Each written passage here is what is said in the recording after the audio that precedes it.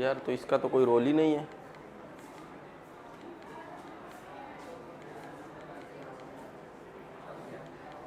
Start है।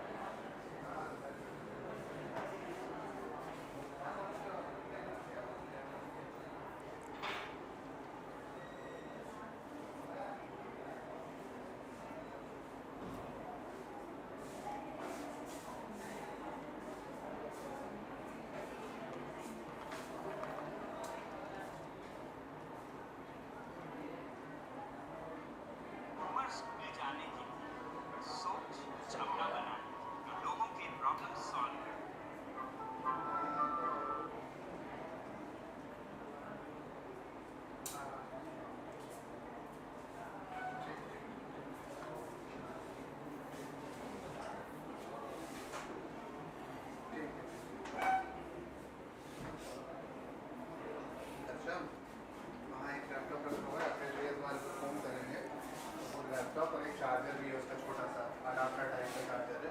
इसी bag में रख के उनको नीचे दे देना, नीचे ही आ जाएंगे, नीचे दे देना। मैं क्लास में जाऊँ।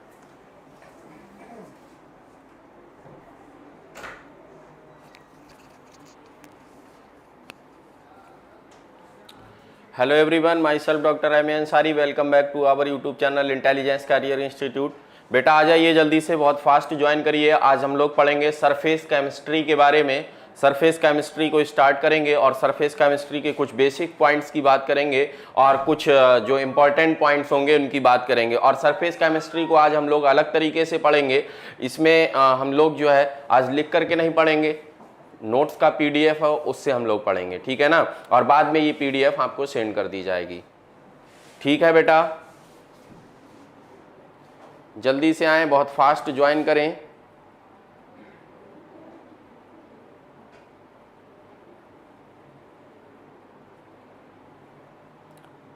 बेटा लिंक शेयर कर दीजिए जल्दी से सब लोग और आ जाइए। आज हम लोग बिल्कुल अलग तरीके से पढ़ेंगे सरफेस केमिस्ट्री को, बिल्कुल अलग तरीके से पढ़ेंगे।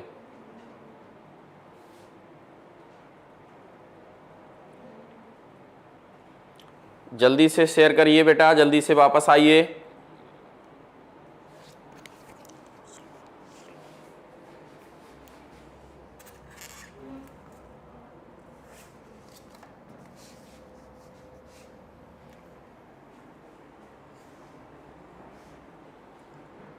चलें तो स्टार्ट करें, स्टार्ट करें बेटा।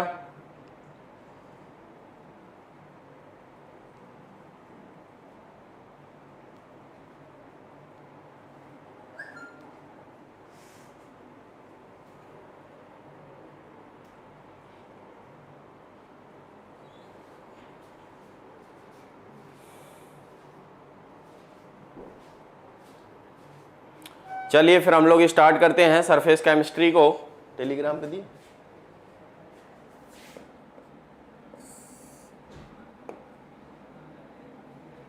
देखिए बेटा, सरफेस केमिस्ट्री की बात हम लोग कर रहे हैं।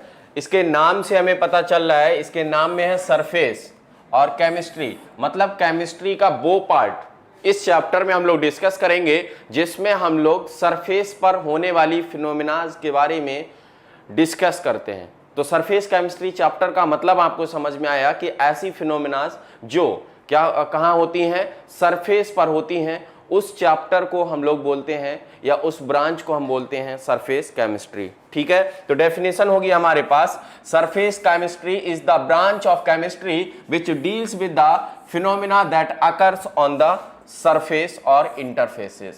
Such phenomena include the corrosion, catalysis and crystallization. ये कुछ फिनोमिनाज के नाम दिए गए हैं जो कि आपकी कहाँ होती हैं, सरफेस पर होती हैं। कहाँ होती हैं बेटा, सरफेस पर होती हैं। क्या ये बात समझ में आई कि सरफेस केमिस्ट्री क्या होती है? सरफेस केमिस्ट्री केमिस्ट्री की एक ब्रांच होती है जिसमें हम लोग डिस्कस करते हैं उन फिनोमिनाज के बारे में जो कि हमारी सरफेस पर होती हैं या इंटरफेसेस पर होती हैं। इसके एग्जांपल्स में आ जाता है कोरोजन, कोरोजन या क्रिस्टलाइजेशन, या हम बोल सकते हैं जो कैटालिसिस होती है ना। तो इन सब के बारे में जिस ब्रांच ऑफ केमिस्ट्री में हम लोग डिस्कस करते हैं वो ब्रांच होती है हमारी कौन सी, सरफेस केमिस्ट्री। तो चले सरफेस केमिस्ट्री में मेनली इस चैप्टर में हम लोगों को 3 टॉपिक को कवर अप करना है, 3 टॉपिक को पढ़ना है। एक टॉपिक हमारा होगा एडजॉर्प्शन, दूसरा होगा हमारा कैटालिसिस और तीसरा होगा हमारे पास में कोलाइडल स्टेट, है ना, कोलाइड्स भी बोल सकते हैं। तो ये 3 टॉपिक हमें इस चैप्टर में पढ़ने होंगे। आज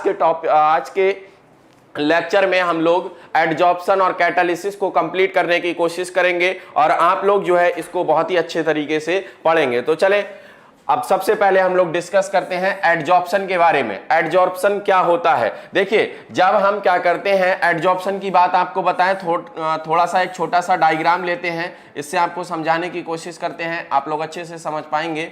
ये कोई हमारे पास में सरफेस है, ये सरफेस हमारी हो सकती है लिक्विड की, ये सरफेस हमारी हो सकती है सॉलिड की। बात समझिएगा, सॉलिड की सरफेस या लिक्विड की सरफेस। इसकी सरफेस पर, सरफेस कहां होगी, सरफेस मान लो ये वाली क्या है इसकी, ये इसकी सरफेस है। इस सरफेस पर या तो लिक्विड के मॉलिक्यूल्स या तो गैस के मॉलिक्यूल्स आ जाएं और आकर के यहीं पर रुक जाएं। कहां रुक गए, सरफेस पर रुक गए, तो इसको हम बोलेंगे एडजॉर्प्शन। ये अंदर नहीं गए हैं पार्टिकल्स, मॉलिक्यूल्स जो भी हैं वो सरफेस पर रुके हुए हैं, तो इसलिए सरफेस फिनोमेना हुई। क्या हुआ, सरफेस फिनोमेना हुई, क्योंकि ये सरफेस पर हो रही है ना। तो ये जो प्रोसेस है इसको हम लोग बोलते हैं एडजॉर्प्शन।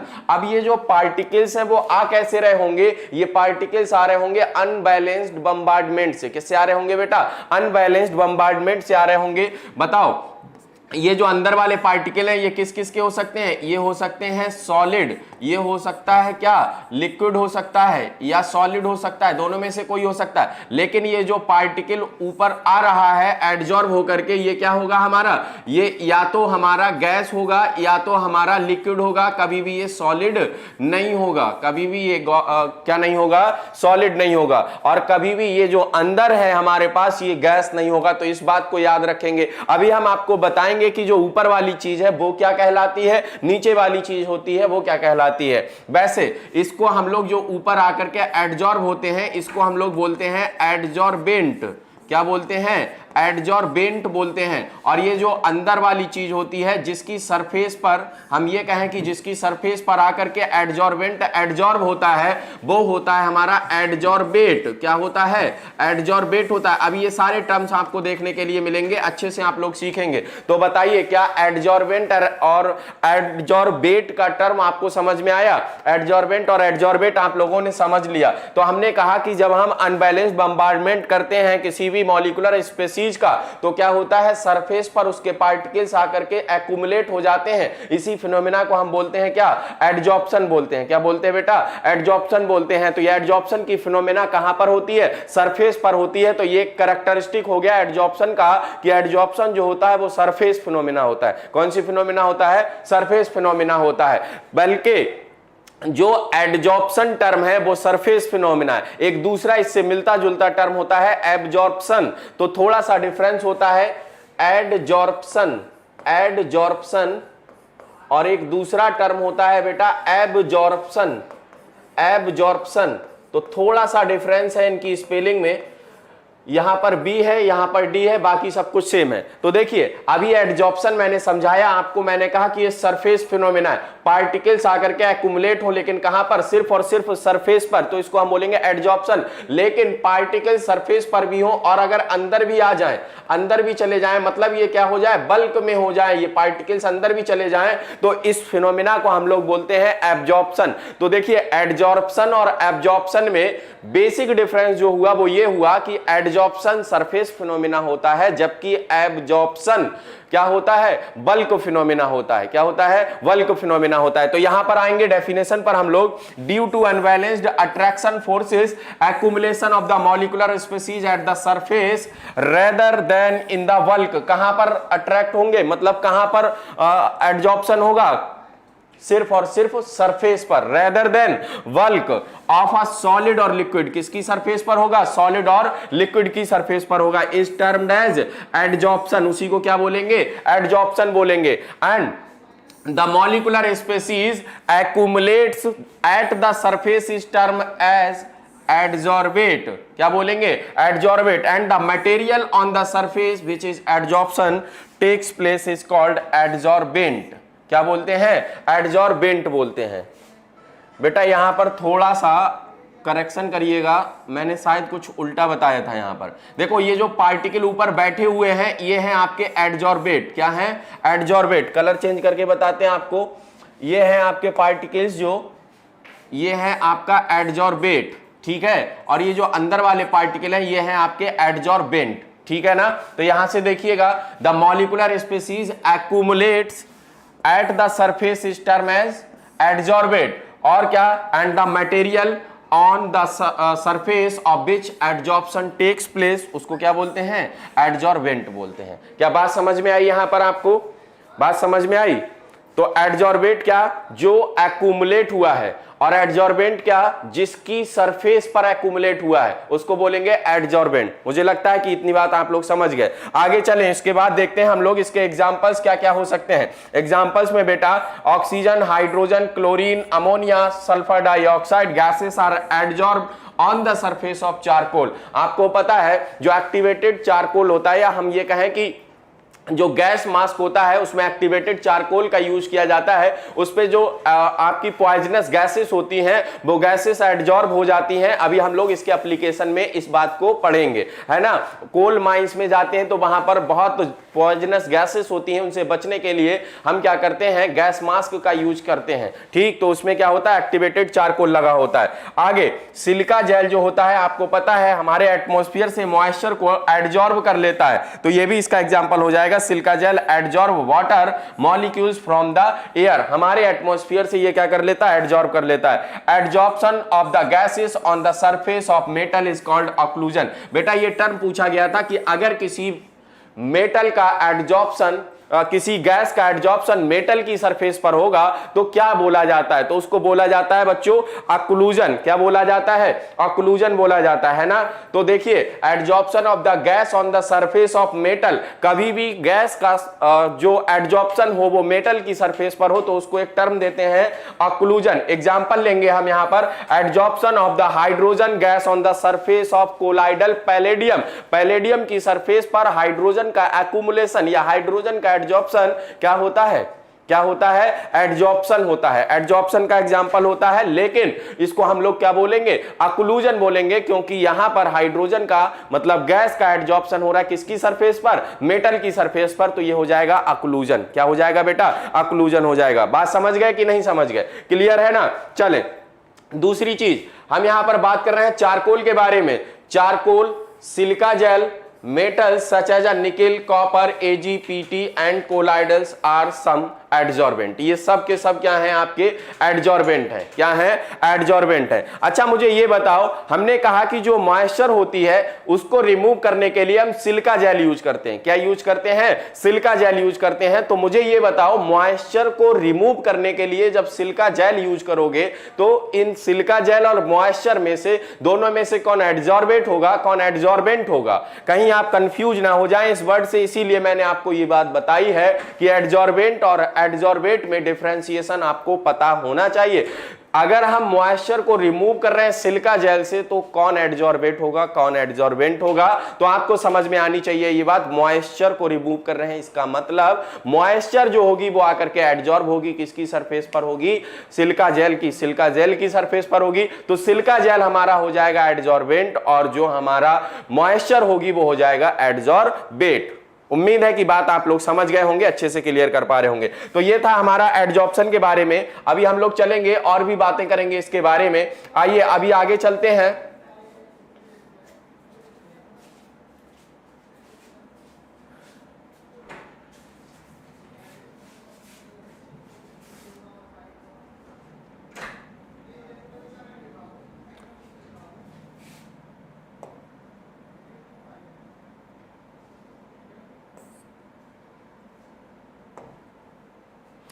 चलिए बेटा आगे चलते हैं। इसके बाद हम लोग डिस्कस करेंगे कि जो भी हमारे पास में एडजॉर्प्शन है उसके क्या क्या कैरेक्टरिस्टिक्स होते हैं। तो important characteristics of adsorption, adsorption के इंपॉर्टेंट कैरेक्टरिस्टिक्स क्या क्या होते हैं उनके बारे में डिस्कस करते हैं, है ना। तो देखिए यहां पर एडजॉर्प्शन, सबसे पहली चीज आप लोगों ने पढ़ा कि एडजॉर्प्शन एक सरफेस फिनोमिना होता है। क्या होता है बेटा? एडजॉर्प्शन सरफेस फिनोमिना होता है ना।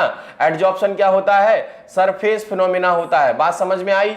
तो एडजॉर्प्शन हो गया आपके पास में क्या? सरफेस फिनोमिना हो गया। अच्छा, उसके बाद में एडजॉर्प्शन जो होता है वो स्पेसिफिक नेचर का होता है और सिलेक्टिव नेचर का होता है। ये एडजॉर्प्शन के क्या हैं? ये एडजॉर्प्शन के एग्जांपल्स हैं। एडजॉर्प्शन सरफेस फिनोमिना है, एडजॉर्प्शन स्पेसिफिक होता है, एडजॉर्प्शन सिलेक्टिव नेचर का होता है। उसके बाद ये क्वेश्चन यहां से बनता है, क्वेश्चन बार बार आपसे पूछा जाता है कि बताओ क्या होगा, बताओ क्या होगा। तो बेटा ध्यान रखना, याद रखना, एडजॉर्प्शन के केस में डेल्टा एस मतलब change in the entropy, sign कैसा होगा? नेगेटिव होगा। डेल्टा एच क्या है? ये डेल्टा एच मतलब change in the enthalpy, sign कैसा होगा? नेगेटिव। और जो आपका एडजॉर्प्शन होता है वो स्पेसिफिक नेचर का होता है और स्पॉन्टेनियस होता है। स्पॉन्टेनियस होता है मतलब डेल्टा जी का साइन भी क्या होगा? नेगेटिव। तो तीन साइन यहां पर बताए, तीनों साइन याद रखिएगा।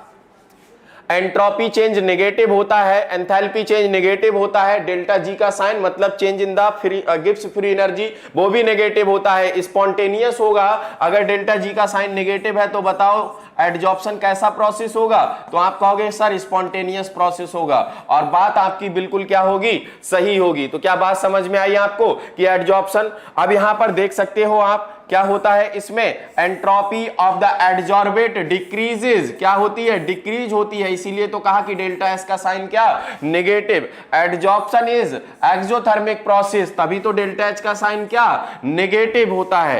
Adsorption is spontaneous process that is change in the free energy, free energy क्या होगा? Delta G is equal to negative होगा। ये तीनों बातें याद रखिएगा, तीनों बातें बार बार क्वेश्चन में पूछी जाती हैं। इसके बाद आप लोगों ने एक इक्वेशन पढ़ी थी, कौन सी इक्वेशन पढ़ी थी बेटा? एक इक्वेशन आप लोगों ने पढ़ी थी, कौन सी? Gibbs Helmholtz equation. कौन सी इक्वेशन पढ़ी थी बेटा? गिब्स हेल्महोल्ट्ज इक्वेशन पढ़ी थी। तो गिब्स हेल्महोल्ट्ज इक्वेशन क्या होती थी आपके पास? Delta G is equal to delta H minus T delta S. Delta G is equal to delta H minus T delta S, जैसे कि आपके सामने ये लिखी गई है। अब यहां से आपसे पूछा जाए कि अगर हम ये कह रहे हैं कि एडजॉर्प्शन स्पॉन्टेनियस प्रोसेस होता है, तो इस इक्वेशन के अकॉर्डिंग हमें ये बताओ कि डेल्टा एच और डेल्टा एस में से कौन बड़ा होना चाहिए, कौन छोटा होना चाहिए, है ना। तो यहां से देखोगे कौन बड़ा होना चाहिए, कौन छोटा होना चाहिए। आपको पता है कि यहां पर delta G is equal to delta H minus T delta S से हमें निकालना है,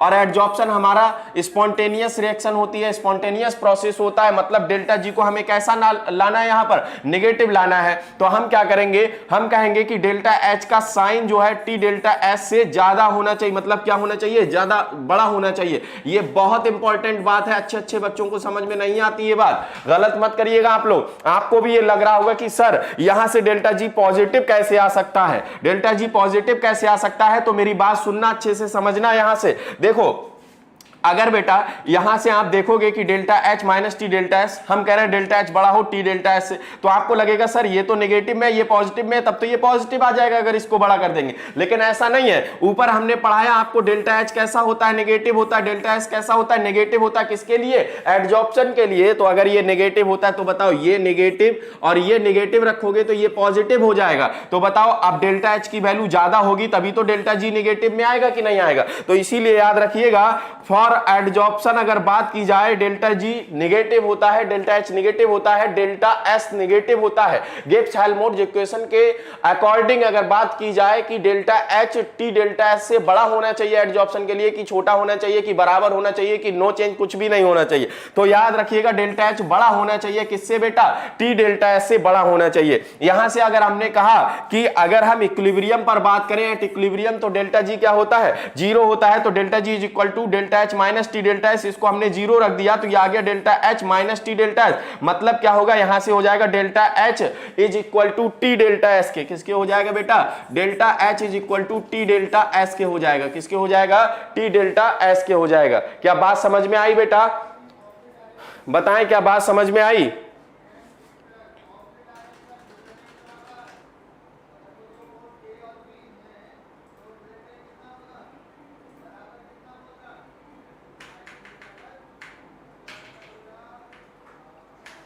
बेटा रहने दीजिए, आप लोग जो है पढ़ाई पर ध्यान दीजिए। देखिए अपने टॉपिक पे रहिए, जो कुछ बोल रहा है किसी को कुछ बोलने दीजिए, ठीक है ना, उसको बोलने दीजिए, जाने दीजिए, आप लोग इग्नोर करिए उसको। बात समझ में आई कि नहीं आई, जल्दी बोलो, बात समझ में आई ना? चले खैर,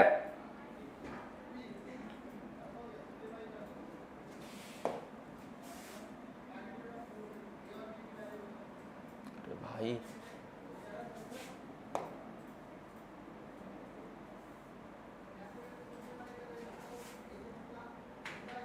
यहां तक हम लोग पहुंच गए।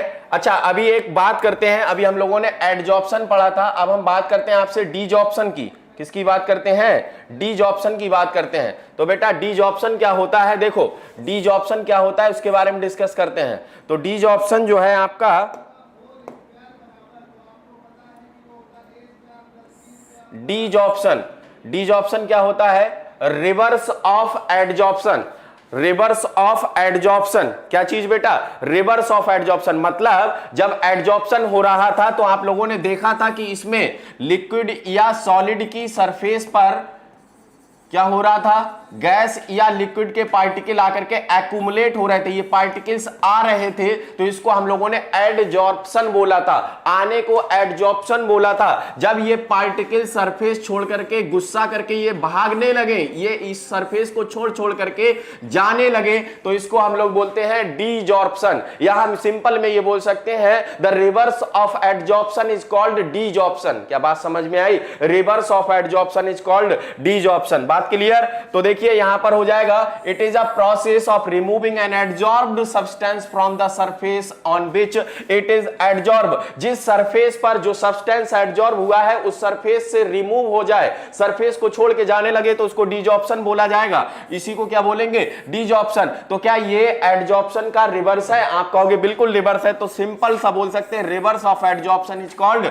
डीजॉर्प्शन। और करके हमने बोला या तो ये बोलिए या तो ये बोलिए, बातें दोनों समझ में आ जाती हैं। मैंने आपको एक टर्म बताया एडजॉर्प्शन, दूसरा टर्म मैंने आपको बताया डीजॉर्प्शन, है ना। तो देखो एडजॉर्प्शन और डीजॉर्प्शन में एडजॉर्प्शन और एब्जॉर्प्शन दो टर्म बताए मैंने आपको, डीजॉर्प्शन भी बताया। डीजॉर्प्शन आप लोगों ने सीखा है कि क्या होता है? Removal of the adsorb substance from the surface at which it is adsorb. जिस सरफेस पर यह एडजॉर्ब हुआ था उस सरफेस को छोड़ करके अगर जाने लगेगा तो इसको डीजॉर्प्शन बोलेंगे।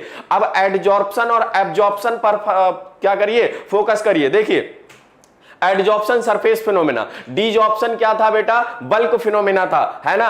अगर कभी ऐसा हो रहा है कि पार्टिकल सरफेस पर भी आके रुक रहे हैं, पार्टिकल अंदर भी जा रहे हैं, मतलब बल्क फिनोमेना भी हो रहा है, सरफेस फिनोमेना भी हो रहा है, मतलब क्या हुआ? एडजॉर्प्शन भी हो रहा है और एब्जॉर्प्शन भी हो रहा है। तो जब एडजॉर्प्शन और एब्जॉर्प्शन साइमल्टेनियसली होते हैं तो एक टर्म यूज किया जाता है जॉर्प्शन। क्या यूज किया जाता है? जॉर्प्शन यूज किया जाता है। तो देखेंगे यहां जॉर्प्शन की डेफिनेशन क्या होगी। जॉर्प्शन की डेफिनेशन होगी, it is a process in which both adsorption and absorption takes place simultaneously is called sorption. जब एडजॉर्प्शन और एब्जॉर्प्शन साइमल्टेनियसली होते हैं, एक साथ होते हैं, तो हम क्या बोलते हैं? जॉर्प्शन बोलते हैं। क्या बोलते हैं बच्चों? जॉर्प्शन बोलते हैं। अभी जब हम लोग एक बात पढ़ेंगे ना एडजॉर्प्शन के टाइप में, तो आप लोगों को मजा आ जाएगा, फिर बताइएगा कि कितनी अच्छे तरीके से आप लोगों को याद हुआ। जैसे आप लोगों ने कहा कि सर हम अपना नाम भूल सकते हैं लेकिन वो ट्रिक नहीं भूल सकते जो आपको बताई थी हमने। कौन सी वाली?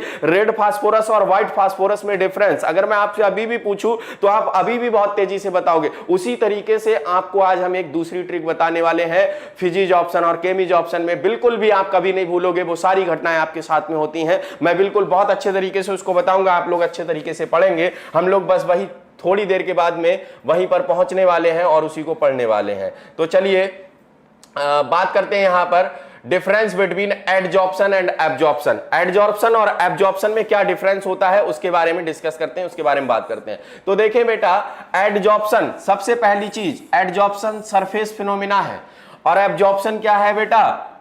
Concern with the whole mass of the adsorbent, मतलब क्या है ये, बल्क फिनोमिना। अगर शॉर्ट में लिखना चाहो तो ये क्या है, बल्क फिनोमिना है। कौन सी फिनोमिना है, बल्क फिनोमिना है। पूरे में होती है, एक साथ होती है, सरफेस पर भी होती है, अंदर भी होती है, ठीक है ना। इसमें क्या होता है, it involves unequal distribution of the molecular species in bulk and eight the surface. मतलब क्या कह रहे हैं ये कह रहे हैं कि जब, यहां देखो समझो इस बात को, जब हम इसको देखते हैं तो इसमें सरफेस पे पार्टिकल क्या होते हैं, ज्यादा मिलते हैं, लेकिन अंदर कोई पार्टिकल नहीं मिलता है। इसीलिए कहा कि अनइक्वल डिस्ट्रीब्यूशन होता है किसका, मॉलिक्यूलर स्पीसीज का, in bulk and eight the surface. अगर सरफेस को और अंदर को कंपेयर किया जाए तो अंदर कुछ नहीं मिलता, सरफेस पे सारे पार्टिकल मिलते हैं। तो कैसा डिस्ट्रीब्यूशन हुआ, मॉलिक्यूलर स्पीसीज का अनइक्वल डिस्ट्रीब्यूशन हुआ। लेकिन अगर हम बात करते हैं एब्जॉर्प्शन की, तो एब्जॉर्प्शन में क्या होता है, एब्जॉर्प्शन में देखो सरफेस पर भी कुछ कुछ पार्टिकल दिख रहे होंगे आपको, और बल्क में भी अंदर भी कुछ पार्टिकल दिख रहे होंगे।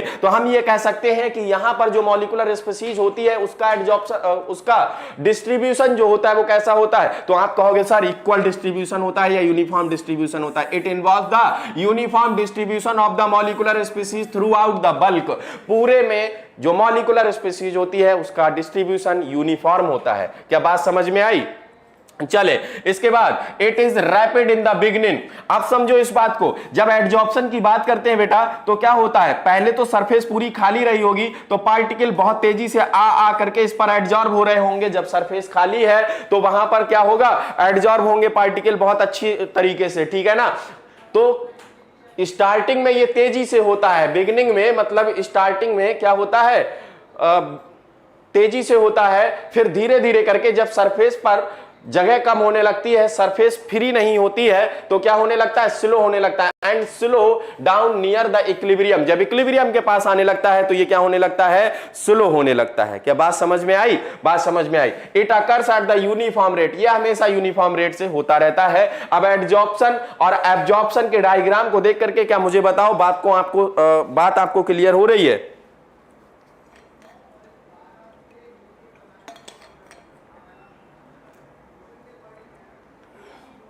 बताएं जल्दी से, बात क्लियर हो रही है। चलिए आगे आइए। अब बेटा वही घड़ी आ गई, वही टाइम आ गया जिसको हमें पढ़ना है, ठीक है ना।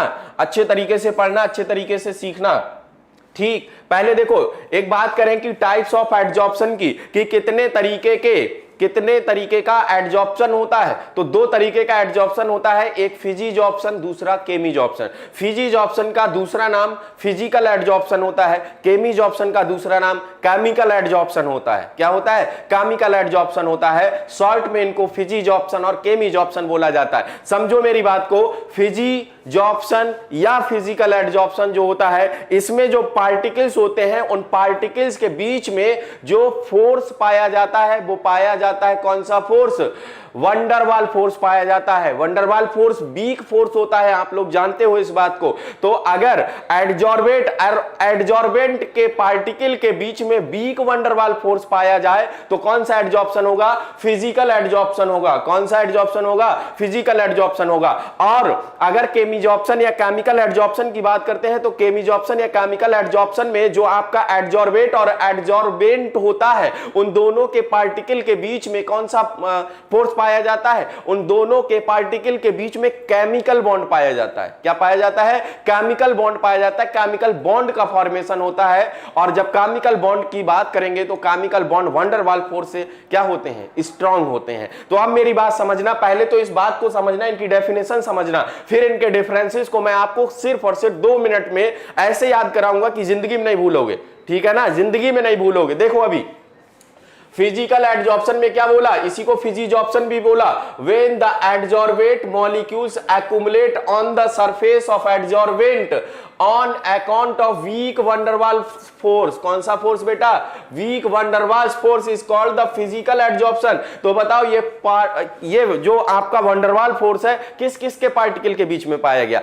एडजॉर्बेट और एडजॉर्बेंट के पार्टिकल के बीच में पाया गया ना, एडजॉर्बेट और एडजॉर्बेंट के पार्टिकल के बीच में पाया गया। अच्छा, उसके बाद केमिकल एडजॉर्प्शन की बात करते हैं, इसी को हम लोग केमिजॉर्प्शन बोलते हैं। क्या बोलते हैं, केमिजॉर्प्शन बोलते हैं। तो इसमें क्या होता है, when the adsorbate molecule molecule accumulate on the surface of adsorbent on account of the chemical bond is called the chemical adsorption, या शॉर्ट में इसी को क्या बोलते हैं, केमिजॉर्प्शन बोलते हैं। क्या बोलते हैं, केमिजॉर्प्शन बोलते हैं। अब इन दोनों में हम लोग डिफरेंस की बात करते हैं कि इनमें क्या डिफरेंस पाया जाता है। तो अब देखना तुम लोग और मेरी बात को समझना अच्छे तरीके से। कितना मजा आया, कितना मजा नहीं आया, वो सारी बातें आप लोग मुझे अभी बताओगे। चलो ये बताओ, क्या आप लोग किसी एक मैरिड लाइफ और एक अनमैरिड लाइफ इंसान के बीच में डिफरेंस जानते हो? अच्छे तरीके से जानते हो ना। देखो हम यहां पर बात करेंगे मैरिज से पहले क्या होता है, शादी से पहले किसी इंसान की क्या कंडीशन होती है और शादी के बाद में किसी इंसान की क्या कंडीशन होती है। बताना, आप लोग खुद सोच सोच करके बताना। अच्छा मुझे बताओ पहले इस बात को समझ लो कि जो फिजिजॉर्प्शन है आपका, फिजिजॉर्प्शन को मैं कंपेयर कर रहा हूं मैरिड लाइफ से पहले वाली लाइफ में, ठीक है ना। मैरिड लाइफ से पहले वाली लाइफ में क्या होगा, फिजिजॉर्प्शन, और मैरिज के बाद की लाइफ को हम कंपेयर कर रहे हैं किससे, केमिजॉर्प्शन से। किससे बेटा, केमिजॉर्प्शन से कंपेयर कर रहे हैं। तो यहां पर अच्छे तरीके से समझना, अच्छे तरीके से देखना यहां पर कि किस तरीके से आप लोग समझ पाओगे। हमने यहां पर लिख दिया फिजिजॉर्प्शन को हम कंपेयर करेंगे बिफोर मैरिड, शादी से पहले, आफ्टर मैरिज, शादी के बाद। अब कुछ लोग यहां पर गाना गा रहे हैं, जिंदगी के साथ भी जिंदगी के बाद भी, LIC है, तो LIC की बात नहीं कर रहे बेटा जी। देखो शादी से पहले क्या होता है, शादी के बाद क्या होता है, सारी कंडीशंस आप लोग, खैर पहले वाली तो सभी जानते होंगे, पहले वाली तो सभी जानते होंगे, बाद वाली नहीं जानते होंगे। जब पहले वाली जान गए तो बाद वाली तो जान ही जाओगे। समझो, देखो बेटा हमने कहा पहले हमें बताना, फोर्स ऑफ अट्रैक्शन की हम बात करें तो शादी से पहले फोर्स ज्यादा होता है। बेटा शादी के पहले का मतलब थोड़ा सा आप लोगों को उस तरीके से सोचना पड़ेगा। किस तरीके से सोचना पड़ेगा, मतलब गर्लफ्रेंड और बॉयफ्रेंड के अकॉर्डिंग सोचना पड़ेगा आपको, ठीक है ना। तो उस तरीके से अगर आप सोचोगे और फिर उसके बाद में शादी के बाद की लाइफ, मतलब शादी किससे होती है, वाइफ से ही तो होगी। अगर कोई लड़का है तो उसकी वाइफ और मतलब हस्बैंड के बारे में आपको सोचना है, इस तरीके से सोचना है, ठीक है ना। चलिए दूसरा ऑप्शन ले लें। चलो खैर मजाक के मूड में नहीं बेटा, पहले सीखो। बताओ जल्दी से, अगर हम कहें शादी से पहले, तो बताओ क्या जो बॉन्ड बनता है या जो अट्रैक्शन होता है किसी लड़के का लड़की के साथ या किसी लड़की का लड़के के साथ, वो बहुत स्ट्रांग अट्रैक्शन होता है क्या उसमें कोई ऐसा कमिटमेंट होता है कि जिंदगी भर हम लोग साथ नहीं छोड़ेंगे? होता तो है सर, होता तो है, लेकिन क्या ऐसा हो पाता है? नहीं हो पाता है, ठीक ना। तो देखो इसमें क्या होगा, अगर हम बात करें कि शादी के बाद, तो बेटा शादी से पहले की बात अलग होती, शादी के बाद की बात अलग होती। शादी जब हो जाती है तो वहां कमिटमेंट होता है कि सातों जन्म हम आपके साथ रहेंगे, सातों जन्म, ठीक, एक जन्म मिला होता है लेकिन सातों जन्म साथ में रहेंगे। तो यहां पर जो फोर्स होगा आपका वो वीक होगा। कैसा होगा, वीक फोर्स होगा। यहां पर कैसा होगा, स्ट्रांग फोर्स होगा, मतलब केमिकल बॉन्ड का फॉर्मेशन होगा। भाई शादी होती है तो केमिकल बॉन्ड का फॉर्मेशन होता है। किसका फॉर्मेशन होता है? अच्छा हाँ, हम तो हैं, हम बताएंगे, ठीक, चलो आओ। अच्छा बेटा उसके बाद ये बताओ, अगर मैं आपसे बात करूं कि शादी से पहले खर्चा ज्यादा होता है कि शादी के बाद खर्चा ज्यादा होता है? शादी से पहले बताओ जल्दी से, खर्चा कम कब होता है, कब ज्यादा होता है? तो आप कहोगे कि सर शादी से पहले क्या होता है, कुछ नहीं, खर्चा बर्चा कुछ नहीं होता है। वो अलग बात है कि आप लोग ज्यादा खर्चा कर देते हो आजकल, ठीक ना। तो क्या होगा, शादी से पहले कम खर्चा होता है और शादी करने के लिए तो बहुत सारा खर्चा चाहिए होता है, बहुत ढेर सारा खर्चा चाहिए होता है। तो हम ये कह रहे हैं कि यहां पर, अच्छा एक चीज और है, शादी के बाद जो है गुस्सा इतनी तेजी से नहीं आता है, लेकिन अगर शादी के पहले अगर कुछ बोल भी दिए तो समझ लो फिर गुस्सा बहुत तेजी से आता है। तो क्या होगा, heat of adsorption is low and in the range of 20 to 40 kilo joule per mole. यहां पर क्या होगा, heat of adsorption is high and it is in the range of 80 to 240 kilo joule. तो यहां पर क्या होगा, इसको तो ऐसे भी समझ सकते हो, वीक फोर्स है तो यहां पर कम हीट ऑफ एडजॉर्प्शन होगी, यहां पर स्ट्रांग फोर्स है तो यहां पर हीट ऑफ एडजॉर्प्शन क्या होगा, ज्यादा होगा। अच्छा ये बताओ, शादी के पहले क्या ये स्पेसिफिक होता है कि इनका रिलेशन खाली इन्हीं के साथ में रहेगा, है क्या ये स्पेसिफिक होता है? नहीं होता है ना। आज इससे बन रही है तो इसके साथ रिलेशन है, कल उससे बन रही है तो उसके साथ रिलेशन है, अगले दिन किसी और से बनेगी तो उससे रिलेशन होगा। तो ये क्या होता है, फिजीज ऑप्शन जो होता है वो कैसा होता है, फिजीज ऑप्शन नॉन स्पेसिफिक होता है। कैसा होता है, नॉन स्पेसिफिक नेचर का होता है। तो ध्यान देना, it is not specific in nature, लेकिन शादी के बाद तो स्पेसिफिक होगा। एक ही बीवी होगी, उसी बीवी को आपको जो है उसी के साथ स्पेसिफिक रहना है। अगर किसी दूसरे की तरफ आंख उठा के देखा तो समझ लेना फिर गड़बड़ गड़बड़ है। तो ये क्या होगा, it is specific in nature. क्या भूलोगे? नहीं भूलोगे। अच्छा बताओ, शादी से पहले एक के साथ आपका रिलेशन बना तो फिर दूसरे के साथ बन गया, वो वाला रिलेशन टूट गया, लेकिन फिर दूसरे का बिगड़ा तो क्या हुआ, पहले वाले के साथ बन सकता है कि नहीं बन सकता है? बन सकता है ना। अरे यार, पहले जिस बात पे गुस्सा हुआ होगा, जो भी गड़बड़ हुई होगी, उसको अगर सॉर्ट आउट कर लोगे तो दोबारा रिलेशन बन सकता है। तो बताओ, क्या ये जो आपका फिजीज ऑप्शन होगा वो रिवर्सिबल नेचर का होगा? यार पहले था फिर नहीं फिर हो गया, तो क्या रिवर्सिबल है कि नहीं है? तो बताओ फिजीज ऑप्शन कैसा होगा, रिवर्सिबल होगा। अच्छा क्या ये बताओ, शादी अगर हो गई एक बार तो क्या ये कह सकते हो कि नहीं इनको हटाओ फिर दूसरे से शादी करनी है हमको? नहीं कह सकते ना, जिससे हो गई उसी के साथ रहना है। तो ये कैसा होगा, इर्रिवर्सिबल इन नेचर होगा। क्या होगा, इर्रिवर्सिबल इन नेचर होगा। अच्छा दूसरी चीज ये बताओ, शादी करने के लिए बहुत ज्यादा आपको दहेज की जरूरत पड़ती है। क्या शादी से पहले किसी दहेज की जरूरत पड़ती है? नहीं पड़ती है ना।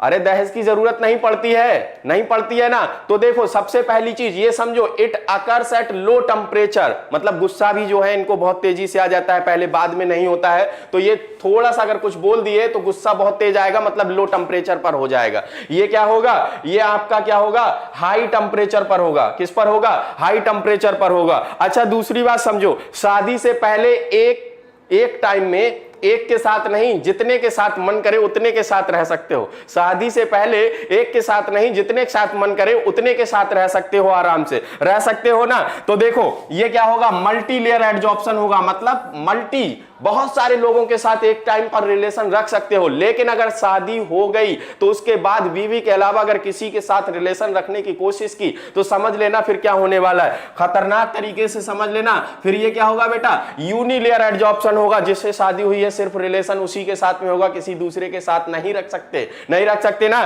तो ये आपका मल्टीलेयर हुआ, ये क्या हुआ, यूनिलेयर हुआ। अच्छा इसके बाद इसमें देखो, क्या दहेज की जरूरत पड़ेगी? नहीं पड़ेगी। तो आप कहोगे नहीं, कोई दहेज की जरूरत नहीं पड़ती है, शादी से पहले कोई दहेज की जरूरत नहीं पड़ती है। लेकिन शादी के बाद क्या होता है बेटा, हाई एक्टिवेशन एनर्जी चाहिए होती है। ये एक्टिवेशन एनर्जी क्या है आपका, यही तो दहेज है, यही तो डॉरी है ना, यही तो दहेज है। तो हाई एक्टिवेशन एनर्जी चाहिए केमिकल एडजॉर्प्शन में, मतलब शादी करने के लिए बहुत दहेज चाहिए होता है। लेकिन शादी से पहले कहां दहेज चाहिए होता है, तो लो एक्टिवेशन एनर्जी पर हो जाता है physisorption, high activation energy required होती है केमीज ऑप्शन में। क्या बताओ, शादी से पहले और शादी के बाद की बातें आपको बहुत अच्छे से समझ में आई कि नहीं? सारे डिफरेंसेस अच्छे से समझ में आ गए?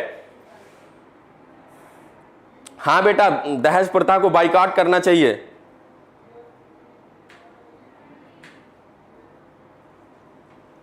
बताओ जल्दी से, क्या भूल पाओगे?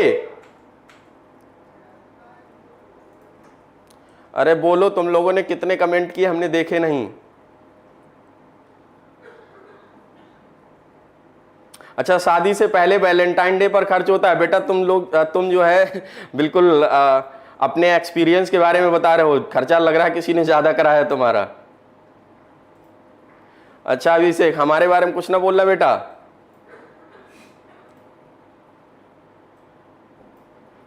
तुम लोग बतिया डाले बहुत कुछ।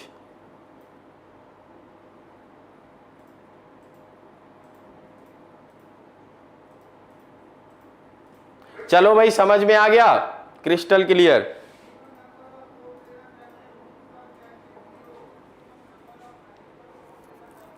चलिए बेटा फिर से एक बार जल्दी से रिवाइज करिए, हम आपसे बोलेंगे तुरंत जो है आप लोग समझ जाइएगा। बताइए फिजिज ऑप्शन में, फिजिज ऑप्शन के बारे में बात कर रहे हैं, केमिज ऑप्शन में अपोजिट कर लीजिएगा। बताओ वीक वंडरवाल फोर्स किस में पाया जाता है? आप कहोगे फिजिज ऑप्शन में पाया जाता है, मैरिज से पहले पाया जाता है। उसके बाद मैं आपसे कहूं कि बताओ किसमें हीट ऑफ एडजॉर्प्शन कम चाहिए होती है, 20 से 40 किलो जूल पर मोल चाहिए होती है, तो आप कहोगे फिजिज ऑप्शन में चाहिए होता है। वहां पर 80 से 240 किलो जूल चाहिए होती है पर मोल के हिसाब से, है ना। ये जो होता है आपका कोई स्पेसिफिक नेचर नहीं होता, किसी के भी साथ में हो सकता है। ये आपका फिजिज ऑप्शन नॉन स्पेसिफिक या नॉट स्पेसिफिक इन नेचर, ये स्पेसिफिक नेचर का होता है। कौन? केमिज ऑप्शन। अगर हम बात करें तो ये रिवर्सिबल हो सकता है, जिससे पहले रिलेशन था उसके बाद में फिर दूसरे के साथ होने के बाद फिर उसी से हो सकता है, ये रिवर्सिबल नेचर का होगा। ये इरिवर्सिबल नेचर का होगा। ये लो टेम्परेचर पर गुस्सा आ जाएगा इनको, ये हाई टेम्परेचर पर होता है, इतनी आसानी से गुस्सा नहीं आता है, बर्दाश्त करने की ताकत बढ़ जाती है। It is a multilayer adsorption, यहां पर एक साथ में कई लोगों के साथ रिलेशन बन सकता है, मल्टीलेयर एडजॉर्प्शन होता है। ये यूनिलेयर एडजॉर्प्शन होता है, इसमें किसी भी तरीके की दहस की जरूरत नहीं पड़ती, no need of activation energy.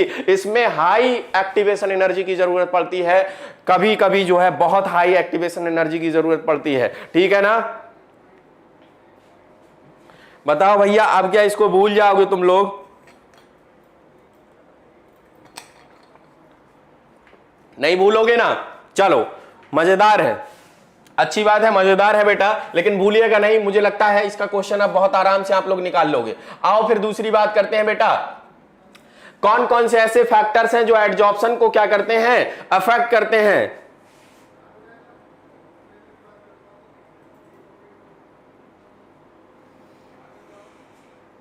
चलो चलो चलो चलो बेटा जल्दी आओ, जल्दी से आओ। एक बात करते हैं हम लोग छोटी सी,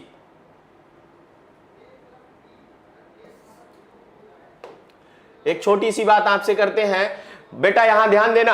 फैक्टर्स अफेक्टिंग एडजॉर्प्शन, उन फैक्टर्स के बारे में डिस्कस करने जा रहे हैं जो एडजॉर्प्शन को अफेक्ट करते हैं। तो यहां से देखो बेटा, nature of adsorbate, nature of adsorbate पर डिपेंड करता है फिजिकल एडजॉर्प्शन इजिली लिक्विफिकेबल गैसेस, जिसका क्रिटिकल टेम्परेचर क्या होता है बेटा? लो होता है। ये मैंने आपको पढ़ाया था किसमें? स्टेट ऑफ मैटर में। Are easily adsorb because at a high critical temperature Van der Waals forces are stronger. Van der Waals force क्या होते हैं? स्ट्रॉन्ग होते हैं। इसीलिए मैंने आपको वहां पर तीन तरीके से तीन चीजों का ऑर्डर एक ही जैसा बताया था। किस किस का?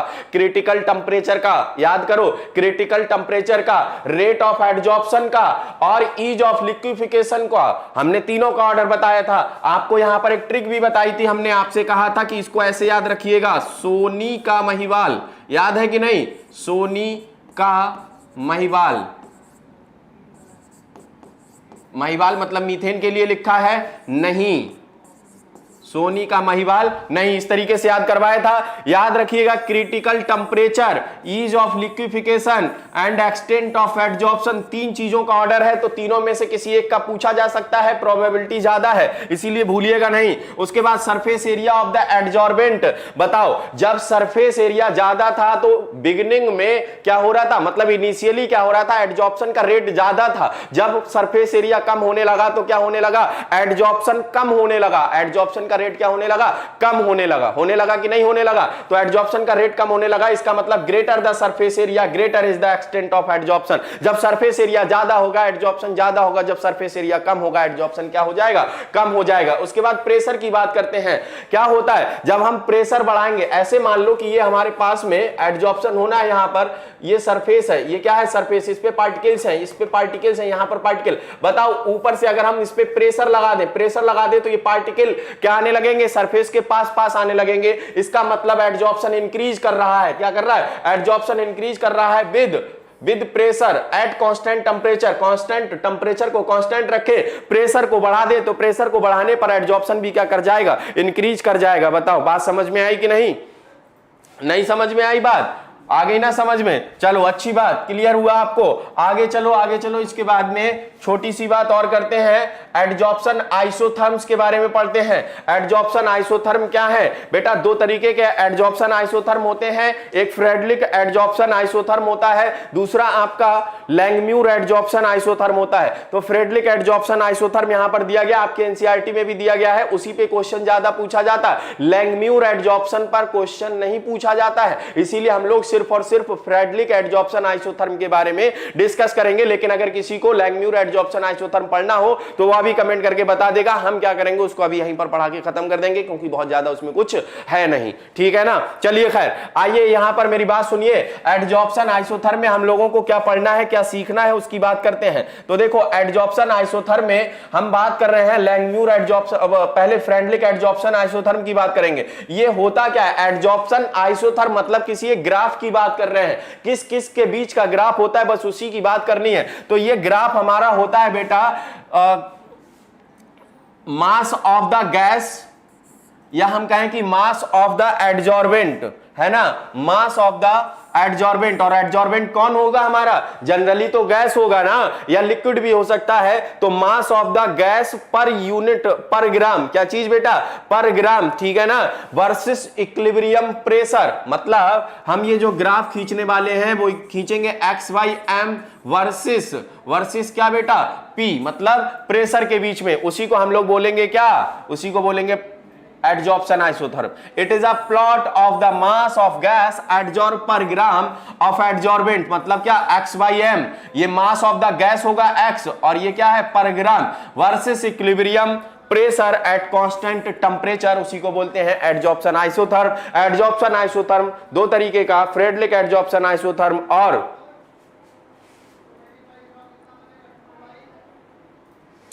हाँ बेटा जो आता है उस पर फोकस करेंगे, बिल्कुल सही बात है, हम उसी को पढ़ाएंगे, बिल्कुल आप सही बोले हैं। चले, क्या होता है फ्रेडलिक एडजॉर्प्शन आइसोथर्म में, क्या मिलता है फ्रेडलिक एडजॉर्प्शन आइसोथर्म में, ये एम्पायरिकल रिलेशनशिप देता है किस किस के बीच में, quantity of gas adsorb by unit mass, मतलब किसकी बात हो गई, ये quantity of gas unit charge by unit charge, तो ये एक्स बाई एम की बात हो गई, of the solid adsorbent and the pressure at a particular temperature, और वर्सेस क्या हो गया बेटा, प्रेशर हो गया। तो इन दोनों के बीच में ये एम्पायरिकल रिलेशनशिप बताता है, उसी को हम लोग बोलते हैं फ्रेडलिक एडजॉर्प्शन आइसोथर्म। इसकी जो इक्वेशन मिलती है हमको वो मिलती है, it can be expressed by the equation x by m is equal to kp की पावर 1 बाई n। ये इक्वेशन हमें मिलती है, इस इक्वेशन को मत भूलिएगा, x by m is equal to kp की पावर 1 बाई n। ये होता है हमारे पास में फर्स्ट इक्वेशन। कौन सी इक्वेशन, फर्स्ट इक्वेशन। अभी देखना, बताओ x क्या है यहां पर, मास of the gas adsorb on the mass of the adsorbent. तो ये जो x है आपका वो किसका, गैस का, मतलब एडजॉर्बेट का क्या है, मास है, एडजॉर्बेट का मास है ना, एडजॉर्बेट का मास है, एडजॉर्बेट मास। और ये जो m है वो क्या है, एडजॉर्बेंट का मास है, किसका, एडजॉर्बेंट के बारे में है ये। ठीक बात समझ रहे हो कि ना, बात समझ रहे हो ना, एडजॉर्बेंट एट प्रेशर P, यहां पर जो K है और जो 1 बाई n है, या हम कहें K और n बचा, तो ये आपका, ये तो एक नंबर है, तो K और n जो है वो आपके कांस्टेंट हैं, क्या है, constant, which depend on the nature of the adsorbent and the gas at a particular temperature, जो कि किस पर डिपेंड करते हैं, नेचर ऑफ एडजॉर्बेंट पर या पर्टिकुलर टेम्परेचर पर डिपेंड करते हैं। किस पर डिपेंड करते हैं, पर्टिकुलर टेम्परेचर पर डिपेंड करते हैं। क्या इतनी बात सबको समझ में आई, अच्छे से क्लियर हुई? अगर क्लियर हुई तो आगे आओ फिर हम बात करते हैं। बेटा इसमें क्या होता है, इस तरीके का ग्राफ मिलता है, x by m, y axis पर P को हमने ले लिया, प्रेशर को हमने ले लिया एक्स एक्सिस पर, तो इस तरीके का ग्राफ मिलता है। देखो लो टेम्परेचर पर ये मिला और लो पे ये मिलेगा, फिर और टेम्परेचर घटाओगे तो ये और ज्यादा। क्यों, देखो जब टेम्परेचर कम होगा तो क्या होगा, टेम्परेचर कम होगा तो ज्यादा गैस एडजॉर्ब हो पाएगी ना। अब देखो कैसे, मान लो ये है हमारे पास में, ये सरफेस है, ये हो गई हमारे पास सरफेस। अब अगर हमने इसका टेम्परेचर बढ़ा दिया तो जब टेम्परेचर बढ़ाओगे तो ये पार्टिकल तो बाहर भागेंगे, जबकि हमें एडजॉर्प्शन पढ़ना है तो एडजॉर्प्शन में पार्टिकल्स को अंदर लाना है। तो लो टेम्परेचर पर एक्स वाई एम क्या होगा, ज्यादा होगा कि नहीं होगा। तो हमारे पास लो टेम्परेचर ये है, सबसे लो टेम्परेचर, इसमें क्या है, एक्स वाई एम की वैल्यू सबसे ज्यादा मिलेगी, देखने के लिए इतनी मिल रही है। फिर और टेम्परेचर बढ़ा दिया तो एक्स वाई एम कम हो गया, बताओ, और टेम्परेचर बढ़ा दिया, एक्स वाई एम और कम हो गया। तो ये छोटा सा सिंपल सा ग्राफ आपकी एनसीईआरटी में दिया है, इसीलिए हमने इसको यहां पर भी क्या कर दिया, इंक्लूड कर दिया, ठीक है ना। अच्छा, इसके बाद में ये वाली जो लाइन लिखी है ये बहुत इंपॉर्टेंट लाइन है, ये बहुत इंपॉर्टेंट लाइन है। ये एआईपीएमटी के नाम से एग्जाम होता था उस टाइम, नीट के नाम से नहीं होता था। एआईपीएमटी 2012 का क्वेश्चन है, 2012 में ये क्वेश्चन पूछा गया था कि जो हमारे पास 1/n होता है, जो इक्वेशन अभी हम लोगों ने पढ़ी थी, x Y M is equal to k p की पावर 1/n, ये क्वेश्चन पढ़ी थी। तो पूछा गया था कि इसमें 1/n की वैल्यू क्या होती है, तो 1/n की वैल्यू 0 और 1 के बीच में होती है। किसमें होती है, 0 और 1 के बीच में होती है x/n की वैल्यू। अब समझो कब हमारी 0 होती है, कब हमारी 1 होती है, उसको भी अच्छे से समझना है, उसको भी अच्छे से समझना है, क्लियर करना है।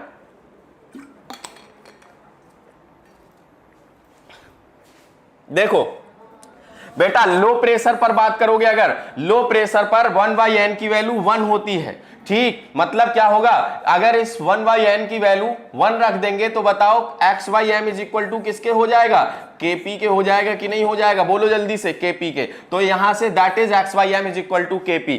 और अगर हाई प्रेशर पर बात करते हो, ये पॉइंट याद रखिएगा, ये भी पॉइंट आपके इंपॉर्टेंट पॉइंट हैं, भूल मत जाइएगा। एट हाई प्रेशर बात करते हैं तो 1/n की वैल्यू 0 होती है, तो बताओ 0 और 1 के बीच में हो गई कि नहीं हो गई, x/m फिर किसके बराबर, अगर बताओ इसकी वैल्यू 0 रखोगे 1/n की, तो किसी की पावर 0 का मतलब उसकी वैल्यू कितनी, 1 हो जाएगी। तो बताओ x/m किसके इक्वल हो जाएगा, k के इक्वल हो जाएगा। तो यहां से x/m is equal to k हो गया।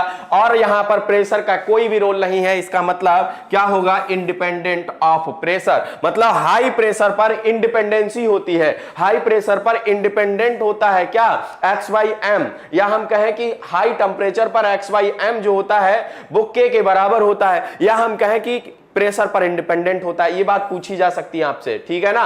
चले, अब ये जो हमारे पास इक्वेशन थी, उसी इक्वेशन में हम लॉग लेंगे, क्या लेंगे बेटा, उसी इक्वेशन में हम लोग लॉग लेंगे और अच्छे तरीके से इसको सॉल्व करेंगे, बहुत अच्छे तरीके से आपको समझ में आएगा, क्लियर कट समझ में आएगा, कोई प्रॉब्लम नहीं होने देंगे, आराम से आप लोग समझिएगा। देखिए इक्वेशन हमारे पास में जो थी वो क्या थी, इक्वेशन थी हमारे पास में, बेटा समझ आ रहा है आप लोगों को कि नहीं आ रहा, इक्वेशन थी बेटा हमारे पास क्या, इक्वेशन थी हमारे पास x/m is equal to k p की पावर 1/n, के पी की पावर 1/n, ये इक्वेशन थी ना हमारे पास। इसमें कल हमने आपको लॉग लेना सिखाया था जब केमिकल काइनेटिक्स पढ़ाई थी। तो बताओ इसमें लॉग लोगे तो log x/m is equal to log k plus ये कहां आ जाएगा, पावर वाला 1/n log p। आपने पढ़ा है, अगर हम बात करते हैं log m की पावर n की, तो आप लिखते हो n log m, क्या लिखते हो, n log m लिखते हो। जिन बच्चों ने वक्त एकेडमी यूट्यूब चैनल पर लॉग के वीडियोस देखे होंगे, लॉग को कैलकुलेट करना सीखा होगा, एंटी लॉग को कैलकुलेट करना सीखा होगा, उनके लिए ये फार्मूला बिल्कुल आसान है, बहुत अच्छे से उनको समझ आ रही होगी ये बात। तो देखो यहां से हमारे पास इक्वेशन हो गई log x/m is equal to log k plus 1/n log p। इसको अगर हम कंपेयर कर दें y is equal to mx plus c से, कल मैंने आपको कैलकुलेट करना बताया था, y is equal to mx plus c से हम लोगों ने अच्छे से सीखा था कि कैसे हम ग्राफ ड्रॉ कर सकते हैं, कहां कौन सी चीज आती है, अच्छे से बताया था ना मैंने। तो बताओ बेटा, कल जब हम लोग बात कर रहे थे तो वहां पर जो हमारा स्लोप मतलब m होता था वो नेगेटिव होता था, इसीलिए हम लोगों का जो ग्राफ आता था बेटा वो इस तरीके का आता था। लेकिन आज क्या है, आज हमारे पास स्लोप जो है वो पॉजिटिव है। कुछ लोग कह रहे हैं आज हमारे पास सर दौलत है, इज्जत है, शोहरत है, सब कुछ है, तो इसीलिए हम आज पॉजिटिव डायरेक्शन में मूव कर रहे हैं, है ना। तो चलिए मानते हैं आपके पास इज्जत है, दौलत है, शोहरत है, बल्कि अभी नहीं है, आने वाले टाइम में होगी, ठीक है ना। तो क्या होगा, यहां से हमें पॉजिटिव स्लोप मिलेगा, कैसा स्लोप मिलेगा, पॉजिटिव स्लोप। तो ये छोटे वाले से इसको कंपेयर कर लो बेटा। तो बताओ यहां से y एक्सिस पर log x/m आएगा क्या, आ गया। सर बताओ क्या c आपका इंटरसेप्ट होता है, इंटरसेप्ट log k के बराबर होगा क्या, हाँ सर होगा। बताओ m स्लोप जो है वो 1/n के बराबर होगा क्या, हाँ होगा। बताओ x एक्सिस पर log p लोगे क्या, लोगे ना, लोगे। बताओ ग्राफ समझ में आया, कुछ टफ था क्या, जल्दी बोलो, कुछ टफ था क्या।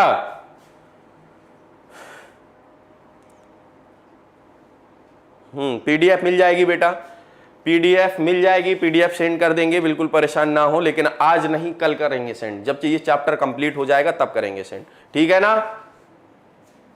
क्लियर? चले आगे आते हैं बेटा। यहां पर हमने क्या किया, plot of log x Y m versus log p के बीच में खींचा, तो हमें कैसा मिला, स्ट्रेट लाइन मिला विद स्लोप क्या मिला 1/n, एंड इंटरसेप्ट क्या मिला, लॉग के मिला। ये सब बातें ये लाइन में लिख करके समझाने की कोई जरूरत भी नहीं, आप लोग तो इस ग्राफ में इतने पक्के हो गए हो, कुछ भी भूलो ग्राफ नहीं भूलोगे, कुछ भी भूलो ग्राफ नहीं भूलोगे। अच्छा एक चीज और, ये बेटा था प्रेशर के टर्म में, किसके टर्म में, प्रेशर के टर्म में फ्रेडलिक एड्जॉर्प्शन आइसोथर्म था। अगर मैं प्रेशर की जगह कंसंट्रेशन ले लूं, क्या ले लूं, कंसंट्रेशन ले लूं, तो कोई फर्क नहीं आने वाला, सिर्फ और सिर्फ ये फर्क आने वाला है, जहां प्रेशर की जगह P लिख रहे थे वहीं कंसंट्रेशन की जगह C लिख देना। क्या लिख देना, C लिख देना। ग्राफ वही रहेगा, इक्वेशन वही रहेगी, log P की जगह पर log C हो जाएगा और कुछ भी नहीं होगा, ठीक है ना? और जो हमारी इक्वेशन थी x Y M is equal to क्या, के P की पावर 1/m, तो वो हो जाएगी के C की पावर 1/n। मतलब क्या करना है, P की जगह C लिख देना है, P is replaced by C। तो देखो फ्रेडलिक एड्जॉर्प्शन इक्वेशन फॉर किसके लिए बेटा, सॉल्यूशन, तो x by m is equal to k c की पावर 1/n। इक्विलिब्रियम प्रेशर की जगह पर हमने इक्विलिब्रियम कंसंट्रेशन ले ली, where C is the equilibrium concentration on taking logarithm in the both side या बोथ इक्वेशन वी गेट, क्या मिलेगा, अरे यार वैसे ही तो मिलेगा, log X Y M is equal to log K plus 1/n log C। बताओ इसका ग्राफ खींचना होगा तो कुछ होगा क्या, कुछ नहीं होगा। अरे यार हम नहीं खींच रहे ग्राफ, इसमें कुछ होगा ही नहीं, ग्राफ में यही होगा बस, क्या करना, यहां पर log C लिख देना, बाकी कुछ नहीं होगा। बताओ समझ आया कि नहीं आया, अरे क्लियर हुआ कि नहीं हुआ? तो लोग बोलते नहीं हो एकदम कुछ भी।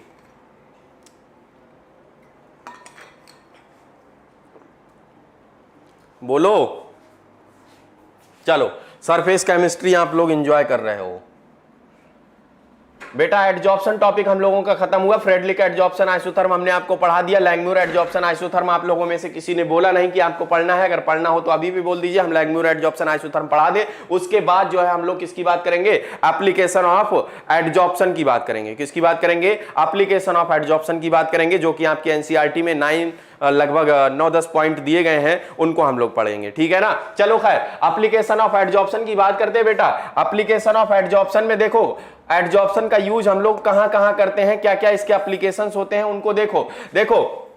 एप्लीकेशन ऑफ एडजॉर्प्शन में सबसे पहली चीज तो ये समझो, इसमें हाई वैक्यूम क्रिएट करने के लिए, प्रोडक्शन ऑफ हाई वैक्यूम करने के लिए एडजॉर्प्शन का यूज किया जाता है।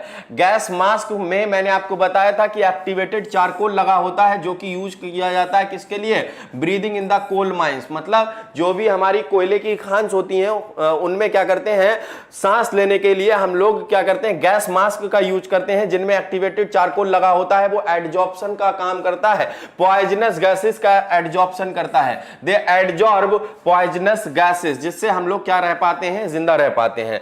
Silica gel and alumina gel की बात अभी हम लोगों ने की थी, ये used as a adsorbent for the controlling humidity. जब हमारे एटमॉस्फेयर में ह्यूमिडिटी ज्यादा हो रही होती है, जब ह्यूमिडिटी ज्यादा हो रही होती है तो हम लोग सिलिका जेल या एल्मुना जेल का यूज करते हैं, वो उस मॉइस्चर को एडजॉर्ब कर लेते हैं, जिसकी वजह से ह्यूमिडिटी क्या हो जाती है, कम हो जाती है और हमें रिलीफ मिल जाता है।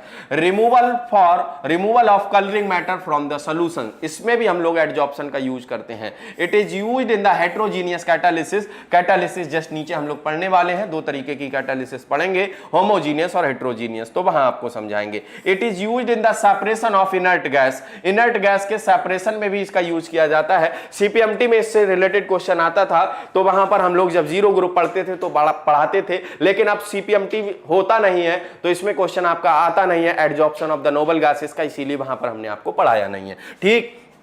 It is used as adsorption indicator, ये एडजॉर्प्शन इंडिकेटर की तरह भी यूज किया जाता है। आप लोगों ने क्रोमेटोग्राफी में पढ़ा था, क्रोमेटोग्राफी में एडजॉर्प्शन क्रोमेटोग्राफी के नाम से एक क्रोमेटोग्राफी को पढ़ा था, वहां पर भी इसका यूज किया जाता है। It is used in the froth flotation process, ये फ्रोथ फ्लोटेशन प्रोसेस जो होता है वो सल्फाइड ओर के लिए किया जाता है, सिर्फ और सिर्फ Ag2S को छोड़ करके। जब हम लोग मेटलर्जी पढ़ेंगे तो वहां पर इसको सीखेंगे। इस सरफेस केमिस्ट्री के बाद उसी मेटलर्जी का ही नंबर है। आप लोग जो है क्लासेस करते रहिएगा, ज्यादा क्लासेस नहीं होंगी, ज्यादा से ज्यादा 4 से 5 क्लासेस आपकी होंगी, पूरा सिलेबस आपका कंप्लीट हो जाएगा, ठीक है ना। आपका बचा हुआ है मेटलर्जी और आपका बचा हुआ है क्या कौन कोई दूसरा चैप्टर बचा है इसके बाद, मेटलर्जी के बाद? अगर कोई बचा है तो बता दीजिए, उसको भी कंप्लीट करा दिया जाएगा, ठीक है ना। लेकिन क्लासेस रेगुलर करिएगा, बस 4-5 क्लासेस आपकी और होंगी जिसमें आपका सिलेबस पूरा कंप्लीट हो जाएगा। तो ये था आपका एप्लीकेशन एडजॉर्प्शन का। इसके बाद हमने आपको बताया था कि सरफेस केमिस्ट्री में आपको 3 टॉपिक पढ़ने हैं, एडजॉर्प्शन, कैटालिसिस और कोलाइडल, है ना। तो आप लोग क्या कर चुके, एडजॉर्प्शन को कंप्लीट कर चुके। अब इसके बाद में हम आते हैं कैटालिसिस पर। किस पर आते हैं बेटा? कैटालिसिस पर आते हैं। किस पर? कैटालिसिस पर आते हैं। अच्छा, रेडॉक्स रिएक्शन बचा है। हाँ, रेडॉक्स रिएक्शन बचा है, ठीक है, मैं रेडॉक्स रिएक्शन दे दूंगा। सर एडजॉर्बेंट मैग्नेट जैसे यूज होता है। बेटा मैग्नेट जैसे यूज नहीं होता है ये एडजॉर्बेंट। क्या एडजॉर्बेंट? हाँ, एडजॉर्बेंट के अंदर ये मतलब वो होती है कि वो क्या करे, एडजॉर्बेट को अपनी तरफ खींचे। जब अट्रैक्शन खिंचाव नहीं होगा तो वो पार्टिकल्स आएंगे क्यों उस पर, है ना। तो मैग्नेट तो नहीं बोल सकते, लेकिन हाँ इसके अंदर थोड़ी सी प्रॉपर्टी होती है एडजॉर्बेट को अपनी तरफ अट्रैक्ट करने की, ठीक है ना। अच्छा, एनवायरमेंटल केमिस्ट्री भी बचा है। हाँ, एनवायरमेंटल केमिस्ट्री भी बचा है, ठीक है। ये एनवायरमेंटल केमिस्ट्री एक दिन में हम लोग पढ़ लेंगे, ठीक है ना। रेडॉक्स रिएक्शन में कुछ ज्यादा टाइम नहीं लगेगा, और आपकी जो मेटलर्जी है वो भी हम आपको पढ़ाएंगे।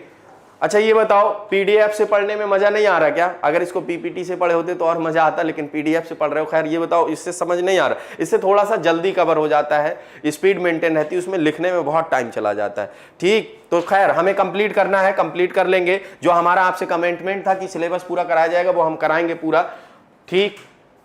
चलिए खैर आते हैं आगे। केमिकल सब्सटेंस, कैटालिसिस की बात करते हैं कि कैटालिसिस क्या होता है या कैटालिसिस किसको बोला जाता है। तो सबसे पहली चीज, आप लोग कैटालिस्ट के बारे में बहुत सारी बातें आप लोग पहले से जानते हो, बहुत सारी बातें आप लोग पहले से जानते हो। मैंने आपको पहले से ही बता रखा कि कैटालिस्ट क्या होता है। कैटालिस्ट 2 तरीके का होता है। केमिकल सब्सटेंस होता है केमिकली क्वांटिटेटिवली, कभी भी किसी भी रिएक्शन के दौरान कोई चेंज उसमें नहीं होता है। Positive catalyst rate of chemical reaction को बढ़ा देते हैं, negative catalyst rate of chemical reaction को घटा देते हैं। ये सारी बातें हम लोग पढ़ते रहे हैं, तो उन्हीं की बातें करते हैं। A chemical substance which can change the rate of a reaction and themselves remain chemically and quantitatively unchange. क्या हो, केमिकल रिएक्शन की रेट को क्या कर दे, कम या ज्यादा कर दे। कम करने वाला कौन होगा? Negative catalyst. ज्यादा करने वाला कौन होगा? पॉजिटिव कैटालिस्ट होगा। और अपने अंदर कोई भी चेंज ना होगा उसके अंदर, क्या, ना तो केमिकली ना तो क्वांटिटेटिवली, जितना लिया था उतना ही रहेगा। After the reaction is known as a catalyst and the phenomena is called catalysis. और उस फिनोमिना को क्या बोलते हैं? कैटालिसिस बोलते हैं। क्या बोलते हैं बेटा? कैटालिसिस बोलते हैं। क्या बात समझ में आई आपको? बात समझ में आई?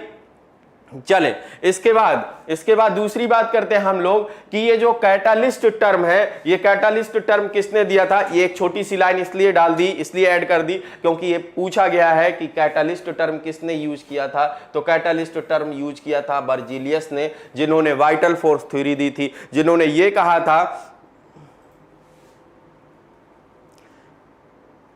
सर फिजिज ऑप्शन इज बेस्ट और केमिज ऑप्शन, कौन सा बेस्ट है? बेटा खुद अंदाजा लगा लो कि शादी से पहले की लाइफ अच्छी है कि शादी से बाद की लाइफ अच्छी है। खुद अंदाजा लगा लो, खुद सोचो, क्या सोचते हो आप। चलो आगे आओ। अ कैटालिस्ट में बी पॉजिटिव, कैसा हो सकता है? पॉजिटिव। क्या करेगा? Increase the rate of reaction. और कैसा? निगेटिव हो सकता है, decrease the rate of reaction. ये बात तो आप लोग समझते होंगे। कुछ कैटालिस्ट आपके मैचिंग टाइप क्वेश्चंस में पूछे जाते हैं, तो उनको भी आप लोगों को याद रखना है। तो जैसे कि कुछ कैटालिस्ट हमने यहाँ पर मेंशन किए हैं जो आपके बार बार पूछे गए हैं, कई बार पूछे गए हैं। हैबर प्रोसेस के बारे में बहुत बार आप लोगों से बात हुई है। फाइनली डिवाइडेड आयरन जो होता है वो कैटालिस्ट की तरह काम करता है। मॉलिब्डेनम जो होता है वो प्रमोटर की तरह इसमें काम करता है ना। ओस्टवाल्ड प्रोसेस जो कि फॉर्मेशन करता है नाइट्रिक एसिड का, हम लोगों ने ग्रुप 15 में पढ़ा था। प्लेटिनाइज्ड एस्बेस्टोस इसमें कैटालिस्ट की तरह काम करता है।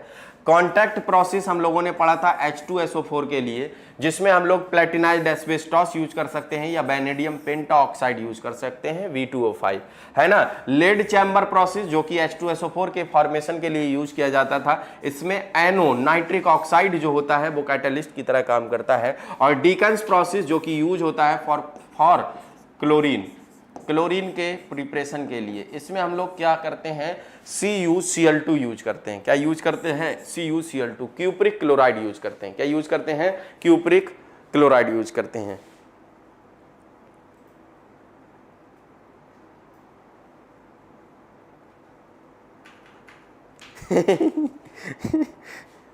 बहुत अच्छा एग्जाम्पल दिया, बहुत अच्छा एग्जाम्पल दिया कि पहले की तो पता है, बाद की हम गेस ही नहीं कर पा रहे हैं, तो आंसर क्या बताएं, है ना। बात तो सही है बेटा, लेकिन पहले वाली में तुम सुखी हो कि नहीं सुखी हो, ये बताओ। हाँ देखो असरा का तो बार बार हम देख रहे हैं यही कमेंट आ रहा है कि वो पहले वाली लाइफ में ज़्यादा खुश है। तुम्हारा क्या है बेटा? चले खैर आगे आते हैं, ये मजाक की बातें हैं बेटा। फिजिक्स ऑप्शन जो है ज़्यादा बेहतर है, ठीक है ना, फिजिक्स ऑप्शन ज़्यादा बेहतर है। चलो आगे आओ बेटा। अब टाइप्स ऑफ कैटालिसिस की बात करते हैं कि कितने तरीके की कैटालिसिस होती है। तो कैटालिसिस होती है हमारी दो तरीके की। कितने तरीके की कैटालिसिस होती है? दो तरीके की कैटालिसिस होती है। दो तरीके की कैटालिसिस, एक तो होमोजीनियस कैटालिसिस, दूसरा क्या होगा बेटा? Heterogeneous catalysis. तो बताओ होमोजीनियस, होमो मतलब क्या होता है? सेम होता है, ठीक। अब सेम का मतलब यहां पर किससे लेंगे? तो ऐसी रिएक्शंस जिसमें कैटालिस्ट और रिएक्टेंट जो होता है, क्या चीज? रिएक्टेंट और कैटालिस्ट सेम फिजिकल स्टेट में पाए जाते हैं, उसको हम होमोजीनियस कैटालिसिस बोलते हैं। क्या बोलते हैं? Homogeneous catalysis. मतलब क्या हुआ? In homogeneous catalysis reactants and catalyst are in the same physical state. अगर सॉलिड है तो सॉलिड होंगे दोनों, लिक्विड है तो लिक्विड होंगे, गैस होंगे तो गैस होंगे दोनों, ठीक है ना। बात समझ में आई? तो चलिए आगे आते बेटा, लेड चैम्बर प्रोसेस की बात करते हैं। लेड चैम्बर प्रोसेस रिएक्शन आपको पता है 2SO2O2 और 2SO3 मिलता है इस रिएक्शन में। यहां पर अगर हम बात करें तो इसमें आपका जो वो होता है रिएक्टेंट होता है, वो क्या होता है? रिएक्टेंट आपका SO2 और O2 होता है। बेटा इसमें रिएजेंट लिखना छूट गया है। क्या हुआ है? रिएजेंट छूट गया है, तो उसको आप लोग जो है मेंशन कर लीजिए। बताओ इसका रिएजेंट होता क्या है, जल्दी से बताओ। इसका रिएजेंट होता क्या है? लेड चैम्बर प्रोसेस है ना, तो इसका रिएजेंट होता था NO। अभी तो मैंने पढ़ाया था ये किस स्टेट में होता है? गैसियस स्टेट में। तो ये भी गैसियस, ये भी गैसियस, तो बताओ क्या? ये भी गैसियस। तो रिएक्टेंट और कैटालिस्ट दोनों सेम फिजिकल स्टेट में है, इसीलिए ये एग्जांपल होगा किसका? होमोजीनियस कैटालिसिस का। Hydrolysis of Easter in the acidic medium, बताओ ये किसका एग्जाम्पल था? कल की परसों की क्लास में पढ़ा था, स्यूडो ऑर्डर रिएक्शन का। किसका बेटा? स्यूडो ऑर्डर रिएक्शन होती थी ना ये, स्यूडो ऑर्डर रिएक्शन। लेकिन अल्कलाइन मीडियम में क्या सपोनिफिकेशन बोला जाता था, वो एलिमेंट्री रिएक्शन होती थी। CH3COO का COO C2H5, ये लिक्विड और ये जो H2SO4 लोगे वो भी क्या है? लिक्विड है। तो क्या हो गया? ये आपका एसिड बनेगा और अल्कोहल बनेगा। एस्टरीफिकेशन रिएक्शन आप लोगों ने पढ़ी थी, उसी की रिवर्स रिएक्शन है। तो hydrolysis of Easter in the acidic medium, ये भी आपका किसका एग्जाम्पल हो गया? होमोजीनियस कैटालिसिस का। इसके बाद inversion of cane sugar in acidic medium, किसका एग्जाम्पल था? ये भी बेटा, ये भी स्यूडो ऑर्डर रिएक्शन का एग्जांपल था। आप लोग लग रहा है ऐसे जैसे कि सब भूल गए हो, सब कुछ भूल गए, कोई एग्जांपल कोई आंसर देता ही नहीं है। स्यूडो ऑर्डर रिएक्शन का एग्जांपल था ये भी। दो ही एग्जांपल बताए थे, आप लोग जो है बताते नहीं है, ठीक। चलो, तो ये केन शुगर का क्या हो गया? एसिडिक मीडियम में इन्वर्जन हो गया। क्या हो गया? Inversion in the acidic medium. अच्छा, NO होता है, बिल्कुल सही है।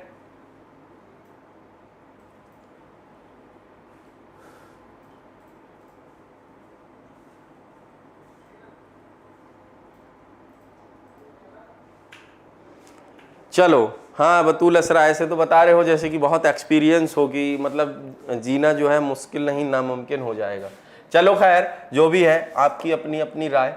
ये बात समझ में आ गई बेटा। उसके बाद आ जाओ हेट्रोजीनियस कैटालिसिस। हेट्रोजीनियस कैटालिसिस क्या होगा? जिसमें क्या होता है? जिसमें क्या होता है बेटा?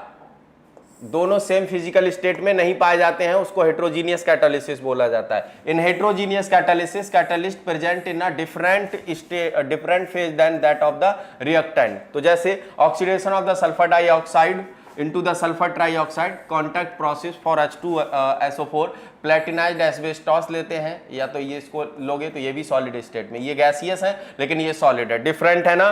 Formation of the ammonia by the combination of the die nitrogen with the di hydrogen और जिसको हम लोग क्या बोलते हैं, हैबर्स प्रोसेस बोलते हैं। तो बताओ इसमें क्या होता है, ये दोनों गैस है लेकिन ये किस में है, सॉलिड में है। ठीक, oxidation of the ammonia to nitric acid in the presence of platinum, Ostwald process की बात कर रहे हैं। तो ये गैस में है, ये गैस में है, लेकिन ये प्लेटिनाइज्ड एस्बेस्टॉस लिया जाता है इसमें भी, तो ये सॉलिड में है। Hydrogenation of the vegetable oils in the presence of the finally divided निकल, तो ये सॉलिड स्टेट में है और ये लिक्विड और ये गैसियस स्टेट में है। तो ये भी हेट्रोजीनियस कैटालिसिस का एग्जाम्पल होगा। बताओ क्या हेट्रोजीनियस और होमोजीनियस अच्छे से क्लियर हुआ आपको?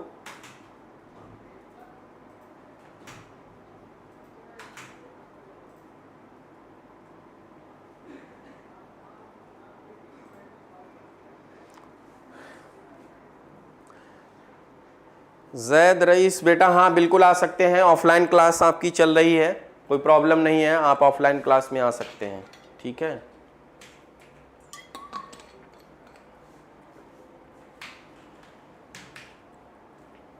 चलें। सरफेस केमिस्ट्री टफ तो नहीं लग रहा?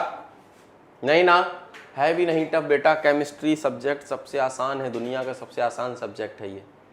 चलो कुछ छोटे से कुछ 2-4 टर्म और भी पढ़ते हैं बेटा। क्या होते हैं 2-4 term?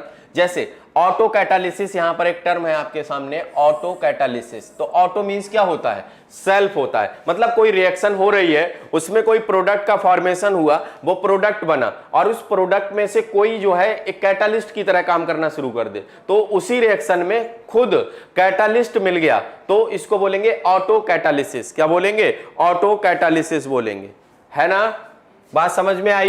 When one of the product act as of a reaction act as catalyst, the process is called auto catalysis। तो इसी को क्या बोल दिया, ऑटो कैटालिसिस। इसके बाद कैटालिटिक प्रमोटर या इनको बोलते हैं एक्टिवेटर। तो क्या करते हैं, जो कैटालिस्ट होता है उस कैटालिस्ट की एक्टिविटी को इनहांस कर देना, बढ़ा देना उसकी एक्टिविटी को, तो हम उसको बोलते हैं क्या, कैटालिटिक प्रमोटर। उसने प्रमोट कर दिया कैटालिस्ट की एक्टिविटी को, तो उसको कैटालिटिक प्रमोटर बोल दिया, है ना? क्या बोल दिया, कैटालिटिक प्रमोटर, या उसी को हम क्या बोल सकते हैं, एक्टिवेटर बोल सकते हैं। कुछ कैटालिटिक इनहिबिटर भी होते हैं जो इनहिबिट कर देते हैं, या उसको हम लोग कैटालिटिक पॉइजन के नाम से जानेंगे अभी। ठीक है ना? The chemical substance that enhance the activity of a catalyst is called promoter और एक्टिवेटर। एग्जाम्पल की बात करें तो आपने देखा था कि अगर हम बात करते थे हैबर्स प्रोसेस की, तो हैबर्स प्रोसेस में मॉलिबेडिनम को लिया जाता था और मॉलिबेडिनम क्या करता था, मॉलिबेडिनम जो होता था वो कैटलिस्ट आयरन की एक्टिविटी को इनहांस करने के लिए लिया जाता था। किस लिए लिया जाता था, इनहांस करने के लिए लिया जाता था। तो molybdenum act as a promoter in Haber's process. Haber's process में मॉलिबेडिनम किसकी तरह काम किया करता है, बोलो जल्दी, प्रमोटर की तरह या एक्टिवेटर की तरह। चले, इसके बाद कैटालिटिक पॉइजन या इन्हीं को कैटालिटिक इनहिबिटर भी बोल सकते हैं। तो ऐसे केमिकल सब्सटेंस जो क्या करते हैं, किसी कैटालिस्ट की एक्टिविटी को डिप्रेस कर देते हैं, कम कर देते हैं, या बिल्कुल जड़ से खत्म कर देते हैं, नष्ट कर देते हैं, तो उसको बोलते हैं हम लोग क्या, catalytic poison. The chemical substance which destroy or decrease the activity of the catalyst is called the catalytic poison। Example लेते हैं हैबर्स प्रोसेस का, इसके बारे में पूरी पीएचडी करते हैं। पीएचडी का मतलब हैबर्स प्रोसेस में कार्बन मोनोऑक्साइड और H2S जो होते हैं वो कैटालिटिक पॉइजन की तरह काम करते हैं। तो बताओ, अगर हम बात करें किसकी, हैबर्स प्रोसेस की, तो हैबर्स प्रोसेस में क्या होता है, रिएक्शन होती है किसकी, N2 की प्लस किसकी, 3H2 की, बनता है क्या, 2NH3। ऐसे समझ सकते हैं इस बात को। इसमें आयरन कैटालिस्ट होता है, सबको पता है, मॉलिबेडिनम प्रमोटर होता है, सबको पता है, और CO और H2S अभी अभी बताया आपको, ये काम करते हैं किसकी तरह, कैटालिटिक पॉइजन की तरह। किसकी तरह बेटा, कैटालिटिक पॉइजन की तरह काम करते हैं। तो क्या बात समझ में आई आपको, कैटालिटिक पॉइजन की तरह काम करते हैं। ये क्लियर है इतना, बोलो भाई जल्दी से, क्लियर है ना? चलो, तो ये आपके कैटालिटिक्स उसके बारे में हुआ। अब इसके बाद आते हैं कुछ इंपॉर्टेंट फीचर होते हैं सॉलिड कैटालिस्ट के, उनके बारे में हम लोग बात करते हैं, सीखते हैं क्या इंपॉर्टेंट फीचर्स होते हैं। ठीक है ना? तो देखिए बेटा, यहां पर कुछ इंपॉर्टेंट फीचर्स होते हैं हमारे पास में। जैसे मैं एक बात कर रहा हूं एक्टिविटी, क्या चीज? एक्टिविटी। तो एक्टिविटी में क्या होता है? The activity of a catalyst depend upon the strength of the chemisorption. Activity किस पर डिपेंड करती है? स्ट्रेंथ ऑफ केमीजॉर्प्शन पर डिपेंड करती है to a large extent. The adsorption should be reasonably strong but not so strong. बताओ सबसे ज्यादा स्ट्रांग दोनों में कौन सा होता था? केमीजॉर्प्शन होता था ना। तो यहां पर क्या हो, रिलेशन जो हो उनके बीच में, किसके बीच में? एडजॉर्प्शन और एडजॉर्बेट और एडजॉर्बेंट के बीच में are strong but not so strong that they become immobile. मतलब उन दोनों के बीच में रिलेशन स्ट्रांग हो, एडजॉर्बेट और एडजॉर्बेंट के बीच में, लेकिन इतना भी स्ट्रांग ना हो कि एडजॉर्बेट और एडजॉर्बेंट दोनों एक ही हो जाएं। मगर अगर ऐसा हो गया तो डीजॉर्प्शन का प्रोसेस नहीं हो पाएगा। भाई जब एक ही हो जाएंगे, इतना स्ट्रांग हो गया तो फिर डीजॉर्प्शन नहीं हो पाएगा। इसीलिए स्ट्रांग हो but not so strong, that is मतलब क्या? Not so strong that they become immobile and no space is available for other reactant to get the adsorb. और ऐसा ना हो कि दोनों एक हो जाएं और किसी दूसरे रिएक्टेंट के लिए कोई भी स्पेस ना बचे एडजॉर्प्शन के लिए, है ना?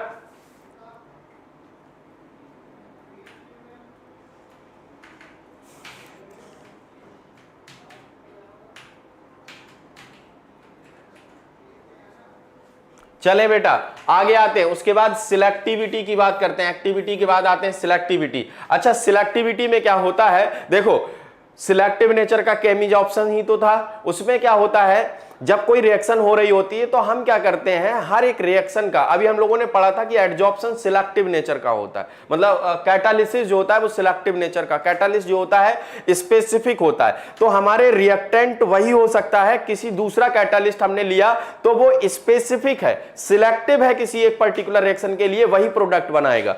अगर हमने कैटालिस्ट को चेंज कर दिया, रिएक्टेंट वही लिया लेकिन कैटालिस्ट चेंज कर दिया तो फिर दूसरा प्रोडक्ट बन जाएगा, है ना?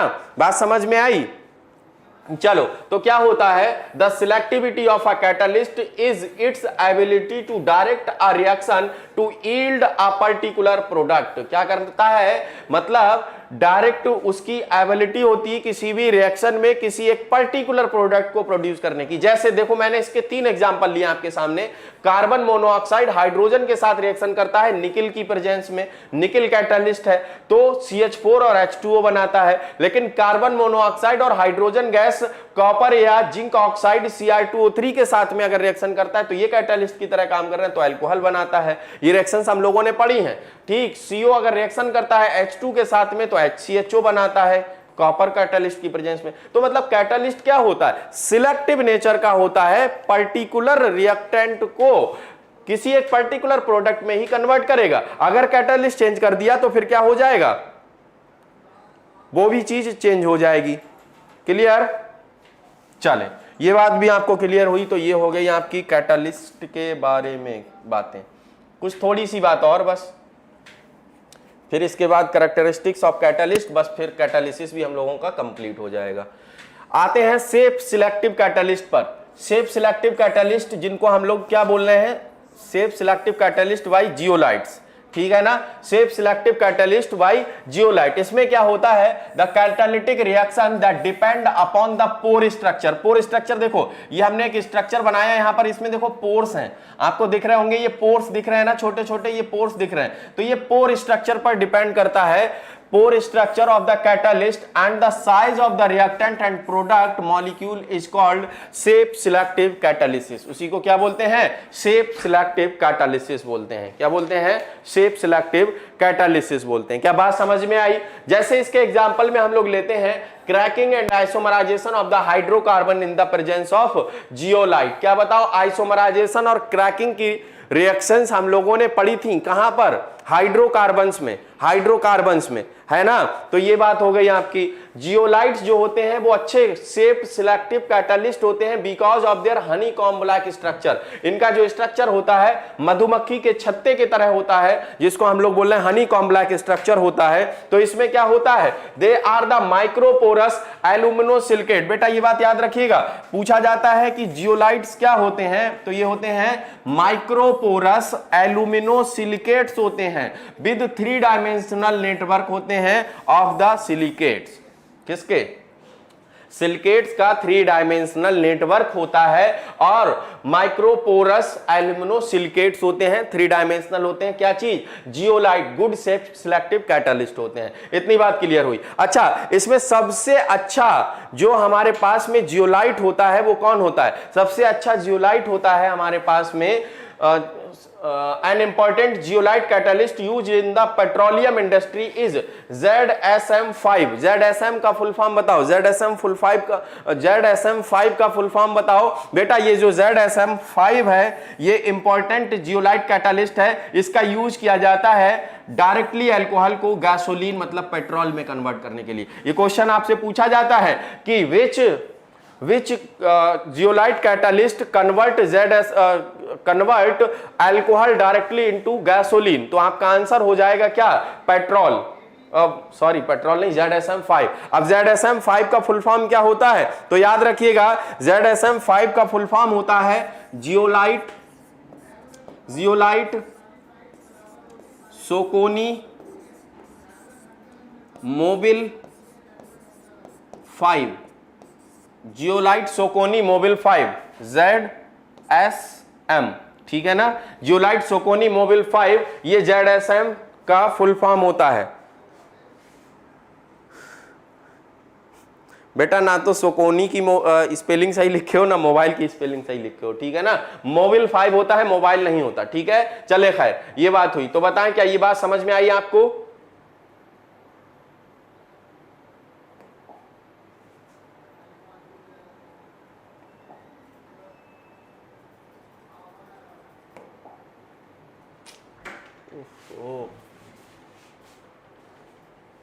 कहां से खुला है ये भाई? एहतसाम, ये सब क्या खुला है?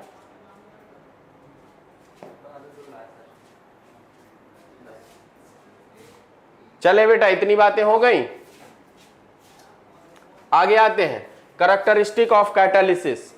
बस फिर इससे रिलेटेड थ्योरीज के बारे में डिस्कस करेंगे, बात इसकी खत्म हो जाएगी, ठीक है ना। चलो देखो,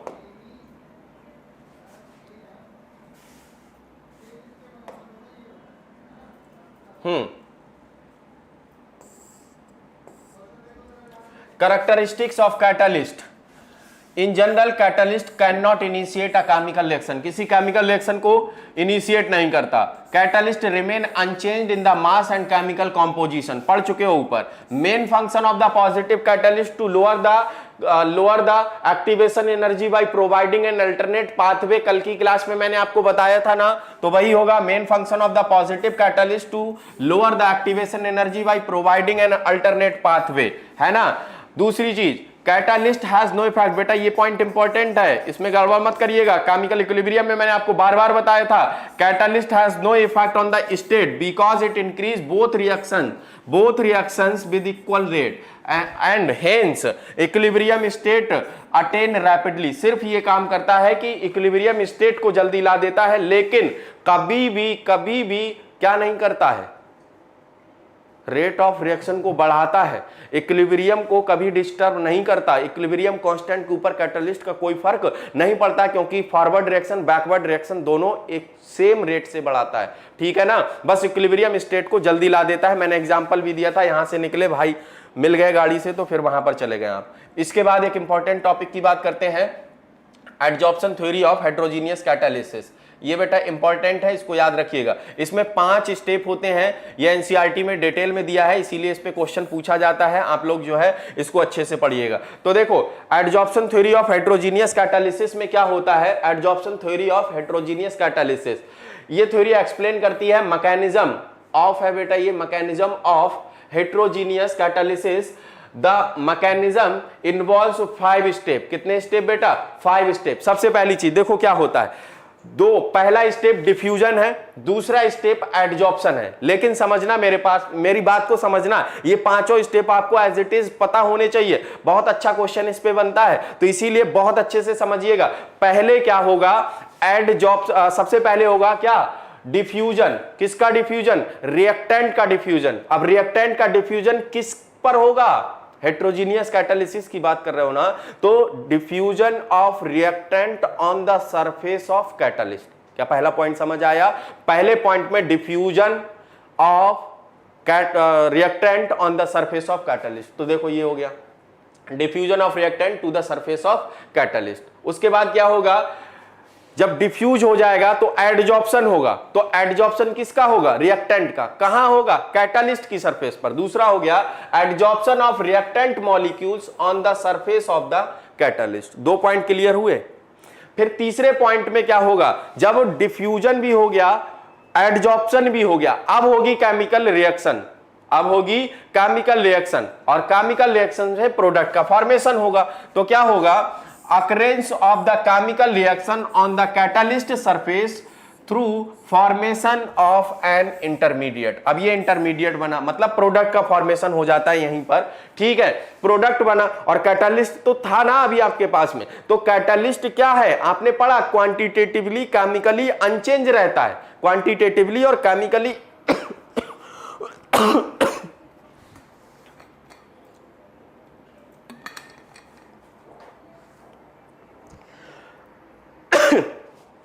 क्या होता है बेटा, कैटलिस्ट जो होता है वो क्वांटिटेटिवली और केमिकली अनचेंज रहता है, तो वो प्रोडक्ट की सरफेस पर ही तो जुड़ा होगा। जब केमिकल रिएक्शन हुई, प्रोडक्ट का फॉर्मेशन हुआ, तो प्रोडक्ट की सरफेस पर जुड़ा होगा। अब जब प्रोडक्ट की सरफेस पे जुड़ा है, फिर उस सरफेस से एडजॉर्प्शन हुआ था पहले रिएक्टेंट का, अब प्रोडक्ट से अलग हटना है कैटलिस्ट को। किसको? कैटलिस्ट को, या हम कहें कि प्रोडक्ट को अलग हटना है कैटलिस्ट की सरफेस से, ठीक है। तो क्या होगा, प्रोडक्ट का डीजॉर्प्शन होगा। पहले कैटलिस्ट की सरफेस पर बना हुआ है, तो कैटलिस्ट से अलग हटना है, तो क्या होगा, desorption of the product from the surface of catalyst. तो यहां पर क्या हो गया, desorption of the reaction product from the catalytic surface या कैटलिस्ट सरफेस। फिर डीजॉर्प्शन के बाद फिर क्या हो जाएगा, डिफ्यूजन हो जाएगा, किसका, प्रोडक्ट का, from the surface of catalyst, diffusion of the reaction product away from the catalyst surface. तो पहला जो स्टेप था क्या था बेटा, पहला स्टेप जो था वो डिफ्यूजन, दूसरा एडजॉर्प्शन, तीसरा chemical reaction and formation of product, चौथा डीजॉर्प्शन, पांचवा फिर डिफ्यूजन। मतलब पहला, दूसरा, फिर चौथा, पांचवा उसी का रिवर्स है, उसी का रिवर्स है। पहले स्टेप में रिएक्टेंट का एडजॉर्प्शन, डिफ्यूजन, दूसरे स्टेप में रिएक्टेंट का एडजॉर्प्शन कैटलिस्ट की सरफेस पर, तीसरे वाले में chemical reaction and formation of product, चौथे स्टेप में प्रोडक्ट बन चुका है तो क्या, desorption of the product from the catalyst surface, पांचवा स्टेप आपका हो गया क्या, diffusion of the product away from the catalyst surface. ये 5 स्टेप आप लोग याद रखिएगा, भूलिएगा नहीं। इसको एनसीईआरटी डायग्राम बना करके भी समझाती है, तो हम लोग भी डायग्राम में समझेंगे, बिल्कुल वैसा ही डायग्राम जो आपकी एनसीईआरटी में पढ़ा है हमने यहां पर भी डाला है, ठीक है ना। तो catalyst surface having the free valencies, अब इस पर क्या होगा, रिएक्टेंट मॉलिक्यूल्स आएंगे, ये आकर के इस पर क्या होंगे, डिफ्यूजन, मतलब ये पास आ रहे होंगे डिफ्यूजन से, फिर एडजॉर्प्शन हुआ होगा, एडजॉर्प्शन होने के बाद ये कंडीशन होगी। तो यहां पर डिफ्यूजन हुआ, पास आए, एडजॉर्प्शन हुआ, एक दूसरे से जुड़ गए ये आकर के, एडजॉर्प्शन होने के बाद फिर क्या होगा, रिएक्शन होगी। तो यहां पर adsorption of the reacting molecule हो चुका है, 2 स्टेप कंप्लीट हो गए। फिर तीसरा स्टेप में यहां रिएक्शन हुई, तो रिएक्शन से क्या बना बेटा, इंटरमीडिएट बना, ये केमिकल रिएक्शन हुई, तीसरा स्टेप रिएक्शन इंटरमीडिएट बना, फिर रिएक्शन इंटरमीडिएट से फिर क्या होगा, डीजॉर्प्शन होगा, चौथा स्टेप किसका, प्रोडक्ट का। तो ये देखो कैटलिस्ट अपना जैसा था वैसा ही का वैसा मिल गया कि नहीं मिल गया, केमिकली एंड क्वांटिटेटिवली अनचेंज। बताओ बात समझ में आ रही है, कोई भी चेंज इसमें नहीं हुआ, केमिकली एंड क्वांटिटेटिवली अनचेंज रहा ये पूरा का पूरा। और अपना जो प्रोडक्ट था वो आपका ए और बी था, वो आपके दोनों मिलकर के क्या, ए बी आपका प्रोडक्ट बन गया। ये कैटलिस्ट बिल्कुल वैसा ही रहा। डीजॉर्प्शन के बाद लास्ट स्टेप जो होता है डिफ्यूजन, वो यहां पर दिखाया नहीं गया क्योंकि आप देख रहे हो यहां पर diffusion of reactant on the catalyst surface नहीं दिखाया गया, यहां पर diffusion of the product from the away from the catalyst surface वो नहीं दिखाया गया। तो कौन से बीच बीच के स्टेप दिखाए गए, adsorption of the reactant, chemical reaction, intermediate का फॉर्मेशन, फिर डीजॉर्प्शन ऑफ द प्रोडक्ट। मुझे लगता है कि बात क्लियर हो गई होगी, अगर क्लियर हो गई तो जल्दी से बता दो, नहीं क्लियर हुई तो फिर से समझाऊंगा, लेकिन ये इंपॉर्टेंट है, छोड़िएगा नहीं, इंपॉर्टेंट है, छोड़िएगा नहीं, बहुत इंपॉर्टेंट है, पूछा जाएगा ये क्वेश्चन आपसे, ठीक है। आ जाओ जल्दी से, एंजाइम कैटालिसिस भी पढ़ लो, फिर इसके बाद ये टॉपिक जो है आपका खत्म हो जाएगा। स्पेसिफिक कितना बचा है भाई, चलो खत्म करते हैं। खैर कल ही हम लोग जो है मेटलर्जी स्टार्ट कर लेंगे, ठीक है, क्योंकि जो कोलाइडल है वो ज्यादा पार्ट नहीं है, छोटा सा थोड़ा सा पार्ट है, तो उसको पढ़ लेंगे हम लोग। एंजाइम कैटालिसिस की बात कर रहे थे, तो एंजाइम क्या होते हैं? कॉम्प्लेक्स नाइट्रोजनस ऑर्गेनिक कंपाउंड होते हैं। आप लोगों को पता होगा, ये आप लोगों ने बायोलॉजी में पढ़ा हुआ है, ठीक। नाइट्रोजनस ऑर्गेनिक कंपाउंड होते हैं और कॉम्प्लेक्स नाइट्रोजनस ऑर्गेनिक कंपाउंड बोलेंगे हम इनको, ठीक है ना। Which are produced by the living plants and animals, किससे? एनिमल्स और प्लांट्स से मिलते हैं हमें। They are actually the protein molecule, क्या होते हैं एक्चुअली? ये protein molecule of the high molecular mass and form the colloidal solutions in the water. They are biochemical catalyst, बहुत important point, enzymes are biochemical catalyst. Biology में पूछा जाने वाला question, बार बार पूछा जाने वाला question. Mechanism of the enzyme catalysis, बेटा lock and की हाइपोथेसिस है, हम आपको बताते थे कि ये एमिल फिशर ने बताई थी। किसने बताई थी? एमिल फिशर नाम के साइंटिस्ट ने लॉक एंड की हाइपोथेसिस को दिया था। तो लॉक एंड की हाइपोथेसिस के थ्रू एंजाइम कैटालिसिस को हम लोग समझेंगे, तो इसकी मैकेनिज्म समझेंगे। पहले देखो कुछ होता नहीं है, सिंपल समझो। एंजाइम जो होगा वो क्या करेगा? एंजाइम जो होगा वो सबस्ट्रेट के साथ रिएक्शन करेगा और एक कॉम्प्लेक्स बनाएगा, एंजाइम सबस्ट्रेट कॉम्प्लेक्स, जिसको एक्टिवेटेड कॉम्प्लेक्स भी बोल सकते हैं। फिर ये जो एंजाइम सबस्ट्रेट कॉम्प्लेक्स है ये फिर ब्रेक होगा, टूटेगा, किसमें? एंजाइम प्रोडक्ट में। किसमें टूटेगा? एंजाइम प्रोडक्ट में। तो ये देखो एंजाइम जो है कैटालिस्ट था ना, एंजाइम वैसा ही हो गया, ये सबस्ट्रेट जो था वो किसमें कन्वर्ट हो गया? प्रोडक्ट में। वही theories related with heterogeneous catalysis हम लोग पढ़ रहे थे ना, तो वही चीज है आपकी, ठीक। बात समझ में आ गई? तो पहले क्या किया? एंजाइम और सबस्ट्रेट ने रिएक्शन की, एंजाइम सबस्ट्रेट कॉम्प्लेक्स या एक्टिवेटेड कॉम्प्लेक्स बना, फिर क्या हुआ? Decomposition of the activated complex to form the product. Enzyme substrate complex को लिया, उसमें रिएक्शन हुई, क्या हुआ? एंजाइम अलग और प्रोडक्ट अलग। इसी को हम लोगों ने क्या इस तरीके से समझा दिया कि ये एंजाइम कैटालिस्ट है, ये सबस्ट्रेट मॉलिक्यूल इसमें जाकर के एक्टिव साइट से जुड़ गया, एक्टिव साइट से जुड़ा, एंजाइम सबस्ट्रेट कॉम्प्लेक्स बना दिया, फिर यहां से रिएक्शन हुई तो क्या हुआ? एंजाइम अलग हुआ और ये सबस्ट्रेट जो था वो प्रोडक्ट में कन्वर्ट हो गया, तो ये प्रोडक्ट्स बन गए आपके, ये एंजाइम आपका अलग हो गया। इसको बोलते हैं लॉक एंड की हाइपोथेसिस। देख रहे होगे ये लॉक की तरह, ये की तरह है, इसीलिए बोला गया लॉक एंड की हाइपोथेसिस। और ये लॉक एंड की हाइपोथेसिस दी थी किसने? एमिल फिशर ने। बेटा ज्यादा से ज्यादा 5 मिनट, ज्यादा से ज्यादा 5 मिनट लगेगा, बस उससे ज्यादा नहीं, 5 मिनट से ज्यादा नहीं, 4 मिनट में ही खत्म कर लेंगे हम, ठीक है। अब देखो यहां पर डिफरेंट एंजाइम लिखे हैं, रिएक्शंस लिखे हैं, ये मैं पढ़ाऊंगा नहीं, आप लोगों को पता है। बताओ एंजाइम, अगर इन्वर्टेज की बात करते हैं तो inversion of cane sugar reaction बहुत बार पढ़े हो, इसमें आप लोग यूज करते थे। इसका सोर्स जो है ईस्ट होता है। अगर एंजाइम जाइमेज की बात करोगे तो ग्लूकोज और ग्लूकोज को एथेनॉल में कन्वर्ट करने के लिए जाइमेज यूज करते थे, याद है कि नहीं याद है? बताओ जल्दी से। इसका भी सोर्स ईस्ट होता है। माल्टेज एंजाइम कब यूज करते थे? जब माल्टोज को ग्लूकोज में कन्वर्ट करते थे, है ना। माल्टेज एंजाइम कब यूज करते थे? जब माल्टोज को ग्लूकोज में कन्वर्ट करते थे। यूरेज एंजाइम जो होता है इसका सोर्स याद रखिएगा सोयाबीन होता है। क्या होता है बेटा? सोयाबीन होता है इसका सोर्स। क्या होता है? सोयाबीन होता है। Decomposition of the urea to ammonia, इसमें यूज किया जाता है यूरिएज एंजाइम, ठीक है ना। उसके बाद स्टमक में पाया जाता है पेप्सिन एंजाइम। पेप्सिन एक प्रोटीन पाचक एंजाइम होता है। Conversion of the protein into the amino acid, protein को पचाने के लिए, प्रोटीन को डाइजेस्ट करने के लिए यूज किया जाता है पेप्सिन का। तो प्रोटीन पेप्सिन की प्रेजेंस में अमीनो एसिड्स में कन्वर्ट हो जाता है, ठीक है ना। उसके बाद लैक्टोबैसिलस जो होता है वो यूज किया जाता है कन्वर्ट मिल्क इनटू कर्ड। ये सारी बातें आप लोगों को पता भी है, छोटी छोटी सी बातें हैं, कोई ऐसी बात नहीं जो आपको ना पता हो। बस इसके बाद में कुछ थोड़े से कैरेक्टरिस्टिक, फिर ये खत्म हो गया, ठीक है ना।